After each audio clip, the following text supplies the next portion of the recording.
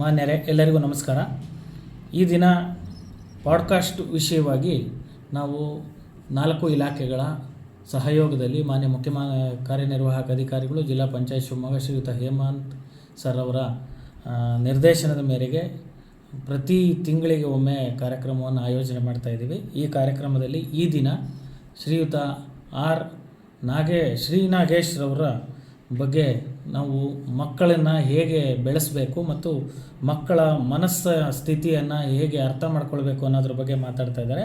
ಶ್ರೀಯುತರು ವಿದ್ಯಾರ್ಥಿಗಳಿಗೆ ಪರೀಕ್ಷೆ ಭಯ ಹೋಗಲಾಡಿಸೋ ಬಗ್ಗೆ ಧೈರ್ಯ ತುಂಬುವ ಪ್ರಯತ್ನ 1995ರಲ್ಲಿ ಪ್ರಾರಂಭಿಸಿ ನಂತರ ಅವರು ಮಾನಸಿಕ ತುಮುಲಗಳ ಪರಿಹಾರ ಕಂಡುಕೊಳ್ಳೋದ್ರ ಬಗ್ಗೆ, ಬದುಕಿಗೊಂದು ಕನಸನ್ನು ಕಟ್ಟಿಕೊಳ್ಳೋದ್ರ ಬಗ್ಗೆ, ಅದಕ್ಕಾಗಿ ತಮ್ಮ ಕೌಶಲ್ಯವನ್ನು ಹೇಗೆ ನಿರ್ವಹಿಸಬೇಕು ಎಂಬುದರ ಬಗ್ಗೆ ಮಾರ್ಗದರ್ಶನವನ್ನು ನೀಡ್ತಾ ಇದ್ದಾರೆ.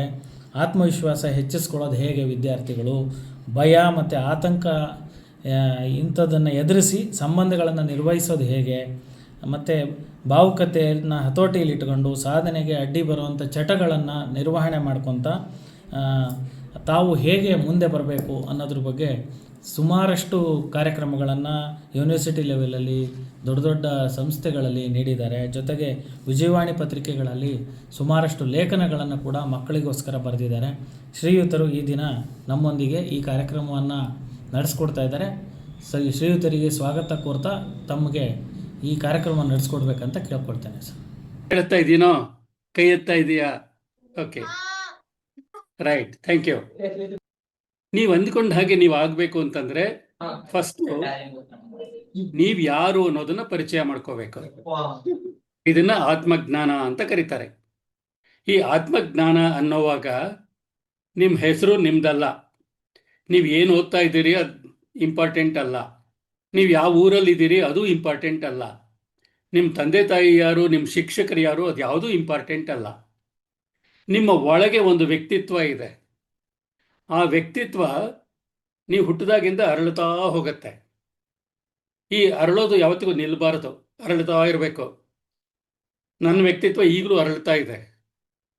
ಈಗ ನನಗೆ 76ನೇ ವಯಸ್ಸಾದ್ರೂ ನನ್ನ ವ್ಯಕ್ತಿತ್ವ ಅರಳೋದು ನಿಂತಿಲ್ಲ. ಯಾವಾಗ ವ್ಯಕ್ತಿತ್ವ ಅರಳೋದು ನಿಲ್ಲುತ್ತೆ ಅದು ನಮ್ಮ ಅಂತ್ಯ ಅಂತಾನೆ ಅರ್ಥ ಮಾಡ್ಕೋಬೇಕು. ಅದರಿಂದ ನೀವು ಯಾರು, ನಿಮ್ಮ ವ್ಯಕ್ತಿತ್ವ ಏನು ಅನ್ನೋದ ಅರ್ಥ ಮಾಡ್ಕೊಳ್ಳೋ ಪ್ರಕ್ರಿಯೆ ಇದೆಯಲ್ಲ, ಅದು ನಿರಂತರವಾಗಿ ನಡೀತಾ ಇರಬೇಕು. ಇಲ್ಲಿ ನಿಮ್ಮ ಕೌಶಲ್ಯಗಳೇನು, ನಿಮ್ಮ ಬುದ್ಧಿವಂತಿಕೆ ಯಾವುದ್ರಲ್ಲಿದೆ, ನೀವು ಏನಾಗಿ ಬಯಸ್ತೀರಿ, ಈ 3 ಪ್ರಶ್ನೆಗಳು ನಿಮ್ಮ ತುಂಬ ಜನನ ಕಾಡ್ತಾ ಇದೆ. ಒಂದು ವಿಚಾರ ಹೇಳಬೇಕಂತಂದ್ರೆ, ನೀವು ಏನು ಆಗಬೇಕು ಅಂದ್ಕೊಂಡಿದ್ದೀರಿ ಅದು ಕೂಡ ಕಾಲ ಕಾಲಕ್ಕೆ ಬದಲಾವಣೆ ಆಗ್ತಾ ಇರುತ್ತೆ. ನಾವು ಟರ್ನಿಂಗ್ ಪಾಯಿಂಟ್ ಅಂತ ಕರಿತೇವೆ. ನಿಮಗೆ ಪೋಷಕರು, ಪೇರೆಂಟ್ಸು, ಟೀಚರ್ಸು ಎಲ್ಲರೂ ಸುತ್ತಮುತ್ತ ಇರೋರು ಎಲ್ಲ ಒಂದು ತಪ್ಪು ಮಾಹಿತಿ ಕೊಡ್ತಾರೆ. 10ನೇ class turning point, PUC turning point ಅಂತ. ಇದು ಯಾವುದೂ ಟರ್ನಿಂಗ್ ಪಾಯಿಂಟ್ ಅಲ್ಲ. ಟರ್ನಿಂಗ್ ಪಾಯಿಂಟ್ ಅಂದರೆ ನಿಮ್ಮ ವ್ಯಕ್ತಿತ್ವದ ಮೇಲೆ ಏನಾದರೂ ಪ್ರಭಾವ ಬೀರ್ತಕ್ಕಂಥ ಘಟನೆ ನಡೆದ್ರೆ ಅದು ಟರ್ನಿಂಗ್ ಪಾಯಿಂಟ್. ನೀವು ನಿಮ್ಮ ನಡವಳಿಕೆಯಲ್ಲಿ, ನಿಮ್ಮ ವರ್ತನೆಯಲ್ಲಿ ಏನಾದರೂ ಬದಲಾವಣೆ ಆದರೆ ಅದು ಟರ್ನಿಂಗ್ ಪಾಯಿಂಟ್. ಆ ಬದಲಾವಣೆ ಒಳ್ಳೇದಕ್ಕಾದರೆ ಒಳ್ಳೆ ಟರ್ನಿಂಗ್ ಪಾಯಿಂಟು, ಕೆಟ್ಟದಕ್ಕಾದರೆ ಕೆಟ್ಟ ಟರ್ನಿಂಗ್ ಪಾಯಿಂಟು ಅಷ್ಟೇ. ನಿಮ್ಮ ಬುದ್ಧಿವಂತಿಕೆ ಯಾವುದಲ್ಲಿದೆ ಅನ್ನೋದನ್ನು ಮತ್ತು ನಿಮ್ಮ ಕೌಶಲ್ಯಗಳೇನು ಅಂತ ಅರ್ಥ ಮಾಡ್ಕೊಳ್ಳೋದಿದೆಯಲ್ಲ, ಅದು ನೀವು ಮಾಡಬೇಕಾಗಿರೋ ಕೆಲಸ. ಅದನ್ನು ತುಂಬ ಜನ ಕೇಳಿದ್ದೀರಿ. ಒಂದು ಜ್ಞಾಪಕ ಇಟ್ಕೊಳ್ಳಿ, ನಿಮಗೇನು ನಾಲೆಡ್ಜ್ ಬರುತ್ತೆ ಅದು ಯಾವಾಗಲೂ ವಿವೇಕಕ್ಕೆ ಗುಲಾಮನಾಗಿರಬೇಕು ಅಂತ. Knowledge should always serve the wisdom ಅಂತ. ಅಂದರೆ ನಿಮ್ಗೇನು ನಾಲೆಡ್ಜ್ ಇದೆ ಅದನ್ನು ಬುದ್ಧಿವಂತಿಕೆಯಿಂದ ಬಳಸ್ಕೊಳ್ಳೋದಿದೆಯಲ್ಲ, ಅಲ್ಲಿ ನಿಮ್ಮ ಕೌಶಲ್ಯ ಇರೋದು. ನಿಮ್ಮ ಸೃಜನಶೀಲತೆ ಎಲ್ರಿಗೂ ಇದೆ, ಎಲ್ಲರೂ ಕ್ರಿಯೇಟಿವೇ. ಆದರೆ ಕ್ರಿಯೇಟಿವ್ನ ನೀವು ಬೇಕಾದಾಗ ಬಳಸ್ಕೋತೀರಿ, ಬೇರೆ ಟೈಮಲ್ಲಿ ಬಳಸ್ಕೊಳ್ಳಲ್ಲ. ಈ ಒಂದು ಹಿನ್ನೆಲೆಯಲ್ಲಿ ಜ್ಞಾಪಕ ಇಟ್ಕೊಳ್ಳಿ, ನಿಮ್ಮಲ್ಲಿ ಕೌಶಲ್ಯನೂ ತುಂಬ ಇದೆ, ಬುದ್ಧಿವಂತಿಕೆನೂ ತುಂಬ ಇದೆ. ಯಾವುದರಲ್ಲಿ ಅಂತ ಕಂಡುಹಿಡ್ಕೊಳ್ಳೋದು ನಿಮ್ಮ ಕೆಲಸ. ಅದು ಕಂಡುಹಿಡ್ಕೊಂಡ್ಮೇಲೆ ನೀವು ಏನಾಗ ಬಯಸ್ತೀರಿ ಅನ್ನೋದನ್ನು ಮುಂದೆ ಡಿಸ್ಕಸ್ ಮಾಡೋಣ. ನೀವು ಗುರಿ ಇಟ್ಕೋಬೇಕಾದ್ರೆ 2 ಹೇಳಿಕೆಗಳನ್ನು ಮರೆತು ಬಿಡಿ. ಯಾರು ಹೇಳಿದ್ರು ಕೇಳಕ್ಕೆ ಹೋಗ್ಬೇಡಿ. ತಿರುಕನ ಕನಸು ಕಾಣಬೇಡ ಅಂತ ಹೇಳ್ತಾರೆ. ಹಾಸಿಗೆ ಇದ್ದಷ್ಟು ಕಾಲು ಚಾಚು ಅಂತ ಎರಡು ಗಾದೆ ಹೇಳ್ತಾರೆ. ಇವತ್ತಿನ ಕಾಲದಲ್ಲಿ ತಿರುಕನ ಕನಸು ಅನ್ನೋದು ಯಾವುದೂ ಇಲ್ಲ. ಮನೇನೇ ಇಲ್ಲದೆ, ಮಲ್ಕೊಳ್ಳಿಕ್ಕೆ ಜಾಗ ಇಲ್ಲದೆ ಓದ್ತಾ ಇದ್ದವರು ಇವತ್ತು ಡಾಕ್ಟರ್ಗಳಾಗಿದ್ದಾರೆ, ಅಂತಾರಾಷ್ಟ್ರೀಯ ಮಟ್ಟದಲ್ಲಿ ಒಳ್ಳೆ ಹೆಸರು ತಗೊಂಡಿದ್ದಾರೆ. ನಮ್ಮ ಸೈನ್ಸ್ ಅಕಾಡೆಮಿಗೆ ಅಧ್ಯಕ್ಷರಾಗಿದ್ದವ್ರಿಗೆ 10ನೇ ಕ್ಲಾಸ್ವರೆಗೂ ಹಾಕೊಳ್ಳಿಕ್ಕೆ ಚಪ್ಪಲಿ ಇರಲಿಲ್ಲ. ಹಾಸಿಗೆ ಇದ್ದಷ್ಟು ಕಾಲು ಚಾಚು ಅನ್ನೋದು ಹಳೆಯ ಕಾಲಕ್ಕಿತ್ತು. ನಿಮ್ಮ ಅನುಕೂಲಗಳು ಹೇಗಿದೆ ಅಷ್ಟಕ್ಕೆ ಮಾತ್ರ ನೀವು ಕನಸು ಕಾಣಬೇಕು ಅನ್ನೋದು. ಇವತ್ತು ಆ ನಿಯಮ ಇಲ್ಲ. ಯಾಕೆ ಅಂತಂದರೆ ಇವತ್ತು ನಿಮ್ಮ ಕಾಲಿಗೆ ಹಾಸಿಗೆ ಉದ್ದ ಕಡಿಮೆ ಆದರೆ ಹಾಸಿಗೆಯನ್ನು ಬದಲಾಯಿಸಬೇಕಾಗಿರೋ ಕಾಲನೇ ಹೊರತು ನಿಮ್ಮ ಕಾಲನ್ನು ಮಡಚ್ಕೊಳ್ಳೋ ಕಾಲ ಅಲ್ಲ. ಅದರಿಂದ ತಿರುಕನ ಕನಸು ಅನ್ನೋದ್ರ ಬಗ್ಗೆ ತಲೆ ಕೆಡಿಸ್ಕೋಬೇಡಿ ಮತ್ತು ಹಾಸಿಗೆ ಇದ್ದಷ್ಟು ಕಾಲು ಚಾಚು ಅಂತ ಮಿತಿ ಹಾಕ್ಕೋಬೇಡಿ. ನಾನು ಬರೆದಿರೋ ಒಂದು ಪುಸ್ತಕ ಆಕಾಶಕ್ಕೆ ಏಣಿ ಹಾಕಿ ಅಂತ. ನೆಕ್ಸ್ಟ್ ಸ್ಲೈಡ್ಗೆ ಹೋಗೋಣ. ಆಕಾಶಕ್ಕೆ ಏಣಿ ಹಾಕಿ ಅಂದರೆ ಈಗ ಆಕಾಶನೂ ಮಿತಿಯಲ್ಲ, ಸ್ಕೈ ಇಸ್ ದ ಲಿಮಿಟ್ ಅಂತ ಹೇಳೋರು ಮುಂಚೆ. ಈಗ not even sky is the limit. ಯಾಕೆಂದರೆ ಮನುಷ್ಯ ಆಕಾಶದಿಂದ ಆಚೆ ಬೇರೆ ಗ್ರಹಗಳಿಗೂ ಹೊರಟೋಗಿದ್ದಾನೆ. ಆದ್ದರಿಂದ ನೆಕ್ಸ್ಟ್ ಸ್ಲೈಡ್ಗೆ ಹೋಗೋಣ. ಅಲ್ಲಿ ಆಪರೇಟ್ ಮಾಡ್ತಿರೋರು ದಯವಿಟ್ಟು ನೆಕ್ಸ್ಟ್ ಸ್ಲೈಡ್ಗೆ ಹೋಗ್ತೀರಾ?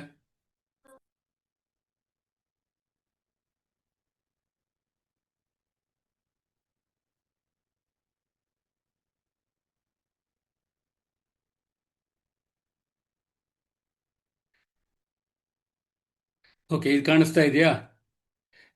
ಕಳ್ಳರಿಂದ ಕಾಪಾಡ್ಕೋಬೇಕು ನಿಮ್ಮನ್ನ. ಬಹಳ ದೊಡ್ಡ ವಿಚಾರ ಇದು. ನಾನು ಯಾವಾಗಲೂ ಮಕ್ಕಳ ಹತ್ರ ಮಾತಾಡುವಾಗ ಒಂದು ಪ್ರಶ್ನೆ ಕೇಳ್ತಿರ್ತೀನಿ. ರಾತ್ರಿ ಮಲ್ಕೊಳ್ಳಿಕ್ಕೆ ಮುಂಚೆ ಹಿಂದ್ಗಡೆ ಬಾಗಿಲು, ಮುಂದ್ಗಡೆ ಬಾಗಿಲು, ಎಲ್ಲ ಕಿಟಕಿಗಳು ಓಪನ್ ಆಗಿ ತೆಗೆದಿಟ್ಟಿದ್ರೆ ಏನಾಗತ್ತೆ ಅಂತ ದೊಡ್ಡವ್ರನ್ನೂ ಕೇಳ್ತೀನಿ. ಅಯ್ಯೋ ಸರ್, ಕಳ್ಳರು ಬಂದ್ಬಿಡ್ತಾರೆ, ಇರೋದು ಎತ್ಕೊಂಡು ಹೋಗ್ಬಿಡ್ತಾರೆ ಅಂತ ಹೇಳ್ತಾರೆ. ಆದರೆ ನೀವು ನಿಮ್ಮ ವ್ಯಕ್ತಿತ್ವಕ್ಕೆ ಸಂಬಂಧಪಟ್ಟ ಹಾಗೆ ಕಳ್ಳರಿಗೆ ಮುಕ್ತವಾದ ಅವಕಾಶನ ಬಿಟ್ಬಿಟ್ಟಿದ್ದೀರಿ. ಕೆಲವರು ಹೇಳ್ತಾರೆ, ನೀವೇನಾದರೂ ಹೇಳಲಿಕ್ಕೆ ಹೋದ್ರೆ ನಿನ್ನ ಕೈಯಲ್ಲಿ ಆಗಲ್ಲ ಅಂತಾರೆ. ಇನ್ನು ಕೆಲವರು ನಿನ್ನ ಮುಖ ನೋಡು ಅಂತಾರೆ. ಇನ್ನು ಕೆಲವರು ನಿನಗೆ ಅಯೋಗ್ಯತೆ ಇದೆಯಾ ಅಂತ ಪ್ರಶ್ನೆ ಕೇಳ್ತಾರೆ. ಇವರೆಲ್ಲ ನಿಮ್ಮ ವ್ಯಕ್ತಿತ್ವನ ಕದೀತಾ ಇದ್ದಾರೆ, ನಿಮ್ಮ ನೆಮ್ಮದಿನ ಕದೀತಾರೆ, ನಿಮ್ಮ ಒಳಗಡೆ ಇರೋ ಕೌಶಲ್ಯನ ಕದೀತಾರೆ, ನಿಮ್ಮ ಒಳಗಡೆ ಇರತಕ್ಕಂಥ ಆತ್ಮಶಕ್ತಿನ ಕದೀತಾರೆ. ಬಹಳ ಮುಖ್ಯವಾಗಿ ನಿಮ್ಮ ಕನಸುಗಳನ್ನು ಕದಿಯೋರಿಗೆ ಯಾರಿಗೂ ಬಿಡಬಾರ್ದು. ಒಂದು ಸಣ್ಣ ಕತೆ ಹೇಳಲಿಕ್ಕೆ ಇಷ್ಟಪಡ್ತೀನಿ. ನಾನು ಹೇಳ್ತಕ್ಕಂಥ ಹಲವಾರು ಕತೆಗಳು ಬೆಂಗಳೂರು ಇಂಡಿಯಾದಲ್ಲಾಗಿರೋದು, ಒಂದು ಕತೆ ಮಾತ್ರ ವಿದೇಶದಲ್ಲಾಗಿರೋದು. ಅದಕ್ಕೋಸ್ಕರ ಇದು ಚೆನ್ನಾಗಿದೆ ಅನ್ನೋ ಕಾರಣಕ್ಕೆ ನಾನು ನಿಮ್ಗೆ ಹೇಳ್ತಾ ಇದ್ದೀನಿ. ಒಂದು ಅಮೆರಿಕಾದಲ್ಲಿ ಒಂದು ದೊಡ್ಡ ಬಿಲ್ಡಿಂಗ್ ಇರುತ್ತೆ. ಆ ಬಿಲ್ಡಿಂಗಲ್ಲಿ ಪರ್ಸನಾಲಿಟಿ ಡೆವಲಪ್ಮೆಂಟ್ ಪ್ರೋಗ್ರಾಮ್ ಮಾಡ್ತಾ ಇರ್ತಾರೆ. ಹಾಗೆ ಮಾಡ್ತಾ ಇದ್ದಂತಾಗ ಯಾರೋ ಒಬ್ರು ಕೇಳ್ತಾರೆ ಮನೆ ಮಾಲೀಕನ್ನ, ಈ ಪ್ರೋಗ್ರಾಮ್ಗೆ ನೀನು ಯಾಕೆ ಫ್ರೀಯಾಗಿ ಮನೆ ಬಿಟ್ಕೊಡ್ತೀಯಾ ಅಂತ. ಆಗ ಮನೆ ಮಾಲೀಕ ಹೇಳ್ತಾನೆ, ಒಂದು ಕಾರಣ ಇದೆ. ಹಲವಾರು ವರ್ಷಗಳ ಹಿಂದೆ ಕುದುರೆಗಳನ್ನು ಟ್ರೈನ್ ಮಾಡತಕ್ಕಂಥ ಒಬ್ಬ ವ್ಯಕ್ತಿ ಇದ್ದ. ಅವನಿಗೊಬ್ಬ ಮಗ ಇದ್ದ. ಕುದುರೆ ಟ್ರೈನಿಂಗ್ ಕೊಡೋನು ಎಲ್ಲಿ ರೇಸಿಂಗ್ ಸೀಸನ್ ಆಗುತ್ತೆ ಅಲ್ಲಿಗೆ ಹೋಗ್ತಾ ಇರಬೇಕಾಗಿತ್ತು. ಹೀಗಾಗಿ ಆ ಹುಡುಗನು ಒಂದು ಸ್ಕೂಲಲ್ಲಿ ಓದೋಕ್ಕಾಗ್ತಾ ಇರಲಿಲ್ಲ. ಒಂದ್ಸಲಿ ಒಂದು ಸ್ಕೂಲಲ್ಲಿ ಒಂದು ಹೋಮ್ವರ್ಕ್ ಕೊಟ್ಟರು. ಏನಂದರೆ, ನಿಮ್ಮ ಕನಸನ್ನು ಬರ್ಕೊಂಡು ಬನ್ನಿ ಅಂತ. ಆ ಹುಡುಗ 10 ವರ್ಷದ ಹುಡುಗ 27 ಪುಟಗಳ ಕನಸು ಬರೆದ್ನಂತೆ. ನಾನು ದೊಡ್ಡವನಾದ್ಮೇಲೆ 200 ಎಕರೆ ಜಮೀನು ತಗೋತೀನಿ, ಅದರ ಮಧ್ಯದಲ್ಲಿ 3000 ಅಡಿ ಮನೆ ಕಟ್ಸ್ಕೋತೀನಿ, ಮತ್ತು ಕುದುರೆ ಲಾಯಗಳಲ್ಲಿ ಕೆಲಸ ಮಾಡೋ ಹುಡುಗರಿಗೆ ಇಂಥ ಕಡೆ ಇರಕ್ಕೆ ಜಾಗ ಮಾಡ್ತೀನಿ, ಕುದುರೆ ಟ್ರೈನಿಂಗ್ ಕೊಡೋಕ್ಕೆ ಇಂಥ ಕಡೆ ಟ್ರ್ಯಾಕ್ ಮಾಡ್ತೀನಿ ಅಂತೆಲ್ಲ ಹೇಳಿ 27 ಪುಟಗಳ ಕನಸು ಬರ್ಕೊಟ್ನಂತೆ. ಆಗ ಟೀಚರು ಅದನ್ನು ಓದ್ಬಿಟ್ಟು ಎ ಗ್ರೇಡ್ ಕೊಟ್ಟನಂತೆ, ಎಫ್ ಗ್ರೇಡ್ ಕೊಟ್ಟನಂತೆ. ಯಾಕೆ ಅಂದರೆ, ಇದು ತುಂಬ ದೊಡ್ಡ ಕನಸು, ಕೈ ತುಂಬ ದುಡ್ಡಿರಬೇಕು, ನಿನ್ನ ಹತ್ರ ಅಷ್ಟು ದುಡ್ಡಿಲ್ಲ, ನಿಮ್ಮ ಅಪ್ಪನ ಹತ್ರನೂ ಅಷ್ಟು ದುಡ್ಡಿಲ್ಲ, ಅದಕ್ಕೆ ನಿನ್ನ ಯೋಗ್ಯತೆ ನೋಡಿಕೊಂಡು ನಿನಗೆ ಸಾಧನೆ ಮಾಡೋಕ್ಕಾಗುತ್ತಾ ಕನಸು ಬರ್ಕೊಂಬ, ಎ ಗ್ರೇಡ್ ಕೊಡ್ತೀನಿ ಅಂತ. ಹುಡುಗ ತುಂಬ ಯೋಚನೆ ಮಾಡಿದಂತೆ. ಕೊನೆಗೆ, ಸರ್ ನೀವು ಕೊಟ್ಟಿರೋ ಗ್ರೇಡ್ ನೀವೇ ಇಟ್ಕೊಳ್ಳಿ, ನನ್ನ ಕನಸು ನಾನೇ ಇಟ್ಕೋತೀನಿ ಇನ್ನಂತೆ 10 ವರ್ಷದ ಹುಡುಗ. ಆಮೇಲೆ ಆ ಮನೆ ಮಾಲೀಕ ಹೇಳ್ತಾನೆ, 10 ವರ್ಷದ ಹುಡುಗನಾಗಿ ನಾನು ಕನಸು ಕಂಡ. ಏನಾದರೂ ಪ್ರಾಬ್ಲಮ್ ಆಗ್ತಾ ಇದೆಯಾ? ಏನಾದರೂ ಪ್ರಾಬ್ಲಮ್ ಆಗ್ತಾ ಇದೆಯಾ?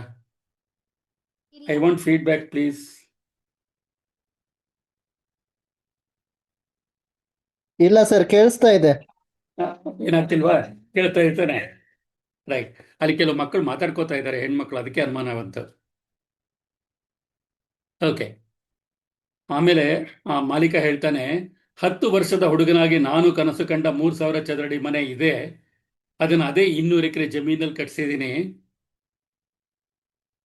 ಮತ್ತೆ ಈ ಕನಸನ್ನ ಮಾಡಕ್ ಸಾಧ್ಯ ಇಲ್ಲ ಅಂತಂದಂತ ಟೀಚರು ಸ್ಟೂಡೆಂಟ್ಸನ್ನ ಕರ್ಕೊಂಡ್ಬಂದಾಗ ಹೇಳಿದ್ರು, ನೀನು ಸಿಗಕ್ ಮುಂಚೆ ನಾನು ಮಕ್ಕಳ ಕನಸನ್ನ ಕದೀತಾ ಇದ್ದೆ, ಕದಿಬಾರದು ಅಂತ ಹೇಳ್ಕೊಟ್ಟವನು ನೀನು ಅಂತ ಹೇಳ್ತಾರೆ. ಆದ್ರಿಂದ ನಿಮ್ಮ ಕನಸನ್ನ ಕದಿಯೋದಕ್ಕೆ ಯಾರಿಗೂ ಬಿಡಬೇಡಿ. ನಿನ್ನ ಕೈಯಲ್ಲಿ ಆಗಲ್ಲ, ನಿನ್ನ ಮುಖ ನೋಡು, ಅಥವಾ ನಿನಗೆ ಆ ಯೋಗ್ಯತೆ ಇದೆಯಾ ಅಂತ ಯಾರಾದರೂ ಹಾಸ್ಯ ಮಾಡಿದ್ರೆ ಉತ್ತರ ಹೇಳಕ್ ಹೋಗ್ಬೇಡಿ. ಒಂದಿನ ನಿಮ್ಮ ಅಭಿಪ್ರಾಯನ ಬದಲಾವಣೆ ಮಾಡ್ಕೊಳ್ತೀರಿ ಅಂತ ಮನಸ್ಸಲ್ಲಿ ನೀವು ಅಂದ್ಕೊಳ್ಳಿ. ನಿಮ್ಮ ಕೆಲಸ ನೀವು ಮಾಡ್ತಾ ಹೋಗಿ. ನಿಮ್ಮ ಕನಸು ನಿಮ್ಮ ಆಸ್ತಿ. ನಿಮ್ಮ ಬುದ್ಧಿವಂತಿಕೆ, ನಿಮ್ಮ ಸೃಜನಶೀಲತೆ ನಿಮ್ಮ ಆಸ್ತಿ. ಅದನ್ನು ಮಾತ್ರ ಬೇರೆಯವ್ರು ಯಾರೂ ಕದಿಯಕ್ಕೆ ಬಿಡಬಾರ್ದು. ನಿಮ್ಮ ವಯಸ್ಸಿನಲ್ಲಿ ಸಿಟ್ಟು ತುಂಬ ಇರುತ್ತೆ, ಅಳು ತುಂಬ ಬೇಗ ಬರುತ್ತೆ. ಅದನ್ನು ಯಾವ ರೀತಿ ಮೇಂಟೈನ್ ಮಾಡಬೇಕು ಅನ್ನೋದನ್ನು ಮುಂದೆ ಡಿಸ್ಕಸ್ ಮಾಡೋಣ. ಆದರೆ ಇಷ್ಟು ಜ್ಞಾಪಕ ಇಟ್ಕೊಂಡು ನಿಮ್ಮ ಕನಸು ಯಾವತ್ತೂ ಬಿಟ್ಕೊಡ್ಬೇಡಿ. ಹಾಗೆ ನಿಮ್ಮ ಆಕ್ಟಿವಿಟಿ, ನಿಮ್ಮ ಸೃಜನಶೀಲತೆ ಅಂದರೆ ಕ್ರಿಯೇಟಿವಿಟಿ ಯಾವತ್ತೂ ಯಾರೂ ಕದಿಯಕ್ಕೆ ಬಿಡಬೇಡಿ ಅನ್ನೋದು ಬಹಳ ಮುಖ್ಯ. ಇದು 3 ನಿಮ್ಮ ಆಸ್ತಿಗಳು. ಈ ಕನಸುಗಳು ಏನಾಗುತ್ತೆ ಅಂದರೆ ಬದಲಾಗ್ತಾ ಹೋಗುತ್ತೆ. ನೀವು ಬೆಳೀತಾ ಬೆಳೀತಾ ದೊಡ್ಡವರಾಗ್ತಾ ಆಗ್ತಾ ಕನಸುಗಳು ಬದಲಾವಣೆ ಆಗ್ಬೋದು. ಈಗ ಉದಾಹರಣೆಗೆ 6-7ನೇ ಕ್ಲಾಸ್ನಲ್ಲಿರೋರಿಗೆ ಟೀಚರ್ ಆಗಬೇಕು ಅನ್ನೋ ಗುರಿ ತುಂಬ ಇರುತ್ತೆ. ಯಾಕೆ ಅಂದರೆ ಅವ್ರಿಗೆ ಆ ಟೀಚರು ತುಂಬ ವಿಷಯ ತಿಳ್ಕೊಂಡಿದ್ದಾರೆ, ಎಲ್ಲ ವಿಚಾರಗಳು ಹೇಳ್ಕೊಡ್ತಾರೆ, ಈ ಥರ ನಂಬಿಕೆಗಳಿರುತ್ತೆ. ಅದರಿಂದ ಹಾಗೆ ಅನಿಸುತ್ತೆ. ಈ 7-8ನೇ ಕ್ಲಾಸಿಗೆ ಬರೋಷ್ಟೊತ್ತಿಗೆ ಇನ್ನು ಕೆಲವು ಬದಲಾವಣೆಗಳಾಗುತ್ತೆ. ಅದರಲ್ಲಿ ನೀವು ಯಾರನ್ನು ರೋಲ್ ಮಾಡೆಲ್ ಮಾಡ್ಕೊಳ್ತೀರಿ ಅದು ಇಂಪಾರ್ಟೆಂಟ್ ಆಗುತ್ತೆ. ರೋಲ್ ಮಾಡೆಲ್ ಅಂತಂದರೆ ನೀವು ಇಂಥವ್ರ ಥರ ಆಗಬೇಕು ಅಂತ ಅಂದ್ಕೊಳ್ಳೋದು. ಅದರಲ್ಲಿ 2 ಥರ ಇದೆ. ಒಂದು, ಯಾರೋ ಸಾಧನೆ ಮಾಡಿರೋರು ನೋಡಿ ನಾನು ಆ ಥರ ಸಾಧನೆ ಮಾಡಿ ರೋಲ್ ಮಾಡೆಲ್ನ ನನಗೆ ಅವ್ರ ಥರ ಆಗಬೇಕು ಅಂದ್ಕೊಳ್ಳೋದು. ಇನ್ನೊಂದು ರೋಲ್ ಮಾಡೆಲ್ ಯಾರು ಅಂದರೆ ನೀವೇ. ನಾನೇ ರೋಲ್ ಮಾಡೆಲ್ ಆಗ್ತೀನಿ, ನಾನು ಮಾಡೋದನ್ನು ಜನ ನೋಡಿ ಅನುಕರಿಸ್ಲಿ ಅಂತ ಡಿಸೈಡ್ ಮಾಡ್ಕೊಳ್ಳೋದು. ಆ ಶಕ್ತಿ ಕೂಡ ನಿಮ್ಮಲ್ಲಿ ಇದೆ. ಇದಕ್ಕೆ ಬೇಕಾಗಿರ್ತಕ್ಕಂಥ ಸಲಕರಣೆಗಳೇನು ಅಂದರೆ ಕಲಿಕೆ, ನಡವಳಿಕೆ, ಹವ್ಯಾಸ ಮತ್ತು ಹಠಮಾರಿತನ. ಎಲ್ಲರೂ ಹೇಳ್ತಾರೆ ಹಠ ಮಾಡಬೇಡ ಅಂತ. ಅದು ನಾನು ಹಠ ಮಾಡೋದು ಹೇಗೆ ಅಂತ ಹೇಳ್ಕೊಡ್ತೀನಿ. ಕಲಿಕೆ ಅಂದರೆ ಏನು? ಇಲ್ಲಿ ಒಂದು ಪ್ರಶ್ನೆ ಯಾರೋ ಕೇಳಿದ್ದಾರೆ, ಅಪ್ಪ ಅಮ್ಮ ಏನೂ ಓದಿಲ್ಲ ಅಂದರೆ, ಅಪ್ಪ ಅಮ್ಮನಿಗೆ ಹೆಚ್ಚು ವ್ಯವಹಾರ ಜ್ಞಾನ ಇಲ್ಲ ಅಂತಂದರೆ ಮಕ್ಕಳಿಗೆ ಎಲ್ಲಿಂದ ಬರುತ್ತೆ ಅಂತ ಕೇಳ್ತಾ ಇದ್ದಾರೆ. ಆನುವಂಶಿಕವಾಗಿ ನಿಮಗೆ ಸುಮಾರು 60% ಗುಣಗಳು ಬರುತ್ತೆ. ಅದರಲ್ಲಿ ಒಳ್ಳೆಯದು ಬರುತ್ತೆ, ಕೆಟ್ಟದ್ದು ಬರುತ್ತೆ. ನೀವು ಈಗಾಗಲೇ ಆರಿಸ್ಕೊಂಡ್ಬಿಟ್ಟಿದ್ದೀರಿ, ಅದನ್ನು ಹುಟ್ಟಕ್ಕಿಂತ ಮುಂಚೆನೇ ಆರಿಸ್ಕೊಂಡ್ಬಿಟ್ಟಿದ್ದೀರಿ. ಈ ಕಲಿಕೆ ಅಂದರೆ ಏನು ಅಂತಂದರೆ ಯಾವುದೇ ಒಂದು ಹೊಸ ವಿಷಯ ನೀವು ತಿಳ್ಕೊಳ್ಳುವಂಥದ್ದು. ನಿಮಗೆಲ್ಲ ಒಂದು ಕೆಟ್ಟ ಅಭ್ಯಾಸ ಏನಿದೆ ಈ ಮಕ್ಕಳಿಗೆ ಅಂದರೆ ಟೆಕ್ಸ್ಟ್ ಬುಕ್ ಬಿಟ್ಟು ಬೇರೆ ಏನೂ ಓದಕ್ಕೆ ಹೋಗಲ್ಲ ಬಹಳಷ್ಟು ಜನ. ಆ ಟೆಕ್ಸ್ಟ್ ಬುಕ್ಕು ಕೆಲವು ವಿಚಾರಗಳನ್ನು ಮಾತ್ರ ತಿಳಿಸುತ್ತೆ, ಎಲ್ಲ ವಿಚಾರಗಳನ್ನು ತಿಳಿಸಲ್ಲ. ಆದರೆ ಕಲಿಕೆ ಅಂದರೆ ಏನು ಅಂತಂದರೆ ಪ್ರತಿಯೊಂದರಿಂದನೂ ಕಲಿಯೋದಕ್ಕೆ ನಿಮಗೆ ಅವಕಾಶ ಇರುತ್ತೆ. ರಸ್ತೆಯಲ್ಲಿ ನಡ್ಕೊಂಡು ಹೋಗ್ತಾ ಇರ್ತೀರಿ, ಸ್ಕೂಲ್ಗೋ ಕಾಲೇಜ್ಗೋ ನಡ್ಕೊಂಡು ಹೋಗ್ತಾ ಇರ್ತೀರಿ, ಎಲ್ಲೋ ಒಂದು ಕಡೆ ಒಂದು ಕಲ್ಲನ್ನು ಎಡವಿ ಬೀಳ್ತೀರಿ. ಬಿದ್ದಾಗ ಗಾಯ ಆಗತ್ತೆ, ಮೊಣಕಾಲು ಗಾಯ ಆಗತ್ತೆ, ಫೈನ್. ತಿರುಗಿ ಅದೇ ರಸ್ತೆಗೆ ಬಂದಾಗ ಓ ಇಲ್ಲೊಂದು ಕಲ್ಲಿತ್ತು, ಅದನ್ನು ಎಡವಿ ಬಿದ್ದಿದ್ದೆ ಅಂತ ಅನ್ಕೊಳ್ಳೋದಿದೆಯಲ್ಲ, ಅದು ಕಲಿಕೆ ಅಷ್ಟೇ. ಯಾವುದೋ ಒಂದು ಪ್ರಯತ್ನ ಮಾಡ್ತೀರಿ, ಅದರಲ್ಲಿ ನೀವೇನು ಪಡ್ಕೋಬೇಕು ಅಂತಿದ್ದೀರಿ ಅದು ಸಿಗಲ್ಲ. ಅದ್ರ ಅರ್ಥ ಏನಂದರೆ ಈ ಪ್ರಯತ್ನ ಮಾಡಿದ್ರೆ ಅದು ಸಿಗಲ್ಲ. ಅದು ಸಿಗಲಿಲ್ಲ ಅಂತ ಅಳ್ತಾ ಕೂತ್ಕೊಳ್ಳೋದಲ್ಲ. ಯಾರೋ ಒಬ್ರು ಕೇಳಿದ್ದಾರೆ, ಹಾಗಾಗಿ ಫೇಲ್ ಆಗಿಬಿಟ್ರೆ ಏನು ಮಾಡಬೇಕು ಅಂದ್ಕೊಂಡು. ಫೇಲ್ ಆಗೋದು ಅಂತ ಏನಂತಂದರೆ ನೀವು ಅಂದ್ಕೊಂಡ ಗುರಿನ ತಲುಪಲಿಲ್ಲ ಅನ್ನೋದು. ಆ ತಲುಪದೇ ಇರೋದಕ್ಕೆ ಕಾರಣ ಏನಿರ್ಬೋದು? ನಿಮ್ಮ ಪ್ರಯತ್ನದಲ್ಲಿ ವ್ಯತ್ಯಾಸ ಇರ್ಬೋದು, ನಿಮಗೆ ಬಹುಶಃ ಅದಕ್ಕೆ ಬೇಕಾದಂಥ ಪೂರಕವಾದ ತಿಳುವಳಿಕೆನ ನೀವು ಸಂಪಾದನೆ ಮಾಡಿಕೊಂಡು ಪ್ರಯತ್ನ ಮಾಡಲಿಲ್ಲ, ಈಗ ಉದಾಹರಣೆಗೆ ನಾನು ಇದ್ದಕ್ಕಿದ್ದಾಗೆ ಟ್ರಿಗ್ನಾಮಿಟ್ರಿ ಹೇಳ್ಕೊಡ್ತೀನಿ ಬನ್ನಿ ಅಂತ ಕರೆದು ಬಿಟ್ರೆ ನನಗೆ ಟ್ರಿಗ್ನಾಮಿಟ್ರಿ ನಾನು ಓದಿ ಎಷ್ಟೋ ವರ್ಷ ಆಗೋಗಿದೆ, ಮರ್ತೇ ಹೋಗಿದೆ, ಏನು ಹೇಳ್ಕೊಡಕ್ಕೆ ಬರಲ್ಲ. ಆ ರೀತಿ ಕೆಲವು ಮರ್ತೋಗಿರುತ್ತೆ ಕಲ್ತಿರೋದನ್ನ, ಅದನ್ನು ಪುನರ್ಮನನ ಮಾಡ್ಕೋಬೇಕಾಗಬಹುದು, ಹೊಸ ಕಲಿಕೆ ಬೇಕಾಗಬಹುದು. ಇವೆಲ್ಲನೂ ಕಲಿಕೆಯಲ್ಲಿ ಸೇರಿಕೊಳ್ಳುತ್ತೆ. ಈ ಕಲಿಕೆ ಅನ್ನೋದು ಯಾವತ್ತಿಗೂ ಮುಗಿದೇ ಇರತಕ್ಕಂಥ ಕತೆ. ಕಲಿಕೆ ಅಂದ್ರೇನು? ಹೊಸ ವಿಷಯಗಳ ಗ್ರಹಣ. ಅದನ್ನು ಬಳಸ್ಕೊಂಡ್ರೆ ಅದು ಕಲಿಕೆ ಆಗುತ್ತೆ, ಇಲ್ದವರು ಕಲಿಕೆ ಆಗಲ್ಲ. ಇಲ್ಲಿ ಕಲ್ತ್ಕೋಬೇಕಾಗಿದ್ರೆ ಸರ್ವಜ್ಞ ಕೂಡ ಹೇಳಿದ್ದಾನೆ, ಕೆಲವು ಗುರುಗಳಿಂದ ಕಲಿತೀರಾ, ಕೆಲವು ನಿಮ್ಮ ಸಹಪಾಠಿಗಳಿಂದ ಕಲಿತೀರಾ, ಕೆಲವು ನೀವೇ ಸ್ವಯಂ ಕಲ್ತ್ಕೋತೀರಾ, ಕೆಲವು ಬೇರೆ ಬೇರೆ ಬಹುಶಃ ಸಾಮಾಜಿಕ ಜಾಲತಾಣಗಳು. ಹೀಗೆ ನೀವು ಬಹಳಷ್ಟು ಜನ ಮಕ್ಕಳು ರೀಲ್ಸ್ ಮಾಡ್ಕೋತೀರಾ. ಎಲ್ಲ ವಯಸ್ಸಿನಲ್ಲೂ ಈಗ ರೀಲ್ ಮಾಡೋದು ಅಭ್ಯಾಸ ಆಗ್ಬಿಟ್ಟಿದೆ.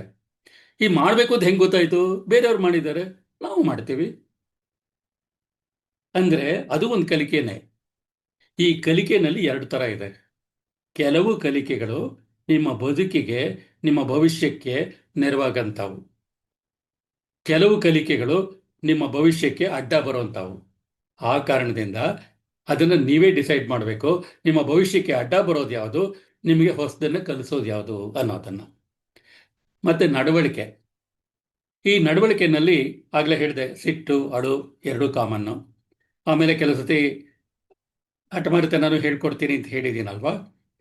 ಕೆಲವು ಸತಿ ಅದರಲ್ಲೂ ಈ 7ನೇ ಕ್ಲಾಸಿಗೆ ಬಂದ ಮೇಲೆ ನಾನೇನು ಎಳೆ ಮಗು ಅಲ್ಲ, ನಂಗೆ ಹೇಳಕ್ಕೆ ಬರಬೇಡಿ ಅಂತ ವಾದ ಮಾಡೋದು ಜಾಸ್ತಿ ಇರುತ್ತೆ ಪೇರೆಂಟ್ಸ್ ಹತ್ರ. ಟೀಚರ್ಸ್ ಹತ್ರ ಹೇಳಿದಾಗ ಅವ್ರ ಹತ್ರ ವಾದ ಮಾಡೋಕ್ಕಾಗಲ್ಲ. ಆದರೆ ಮನಸ್ಸಲ್ಲಿ ಅನ್ಕೋತೀವಿ, ಏನ್ಕೊಂಬಿಡಿದ್ರಿ ಟೀಚರು, ನಾವೇನು ಎಳೆ ಮಗು ಹೇಳ್ದಂಗೆ ಹೇಳ್ತಿದ್ದಾರೆ ಅಂತ ಅನ್ಕೋತೀವಿ. ಅಲ್ಲಿ ನಿಮ್ಮ ಮನಸ್ಸನ್ನು ಮುಕ್ತವಾಗಿ ಇಟ್ಕೋಬೇಕು. ನಿಮ್ಮ ನಡವಳಿಕೆ ಹೇಗಿರಬೇಕು ಅಂತಂದರೆ, ನಿಮ್ಮ ಮನಸ್ಸಿಗೆ ನೆಮ್ಮದಿ ಕೊಡಬೇಕು, ಅದಕ್ಕೆ ಭಂಗ ತರೋ ಥರ ಇರಬಾರ್ದು.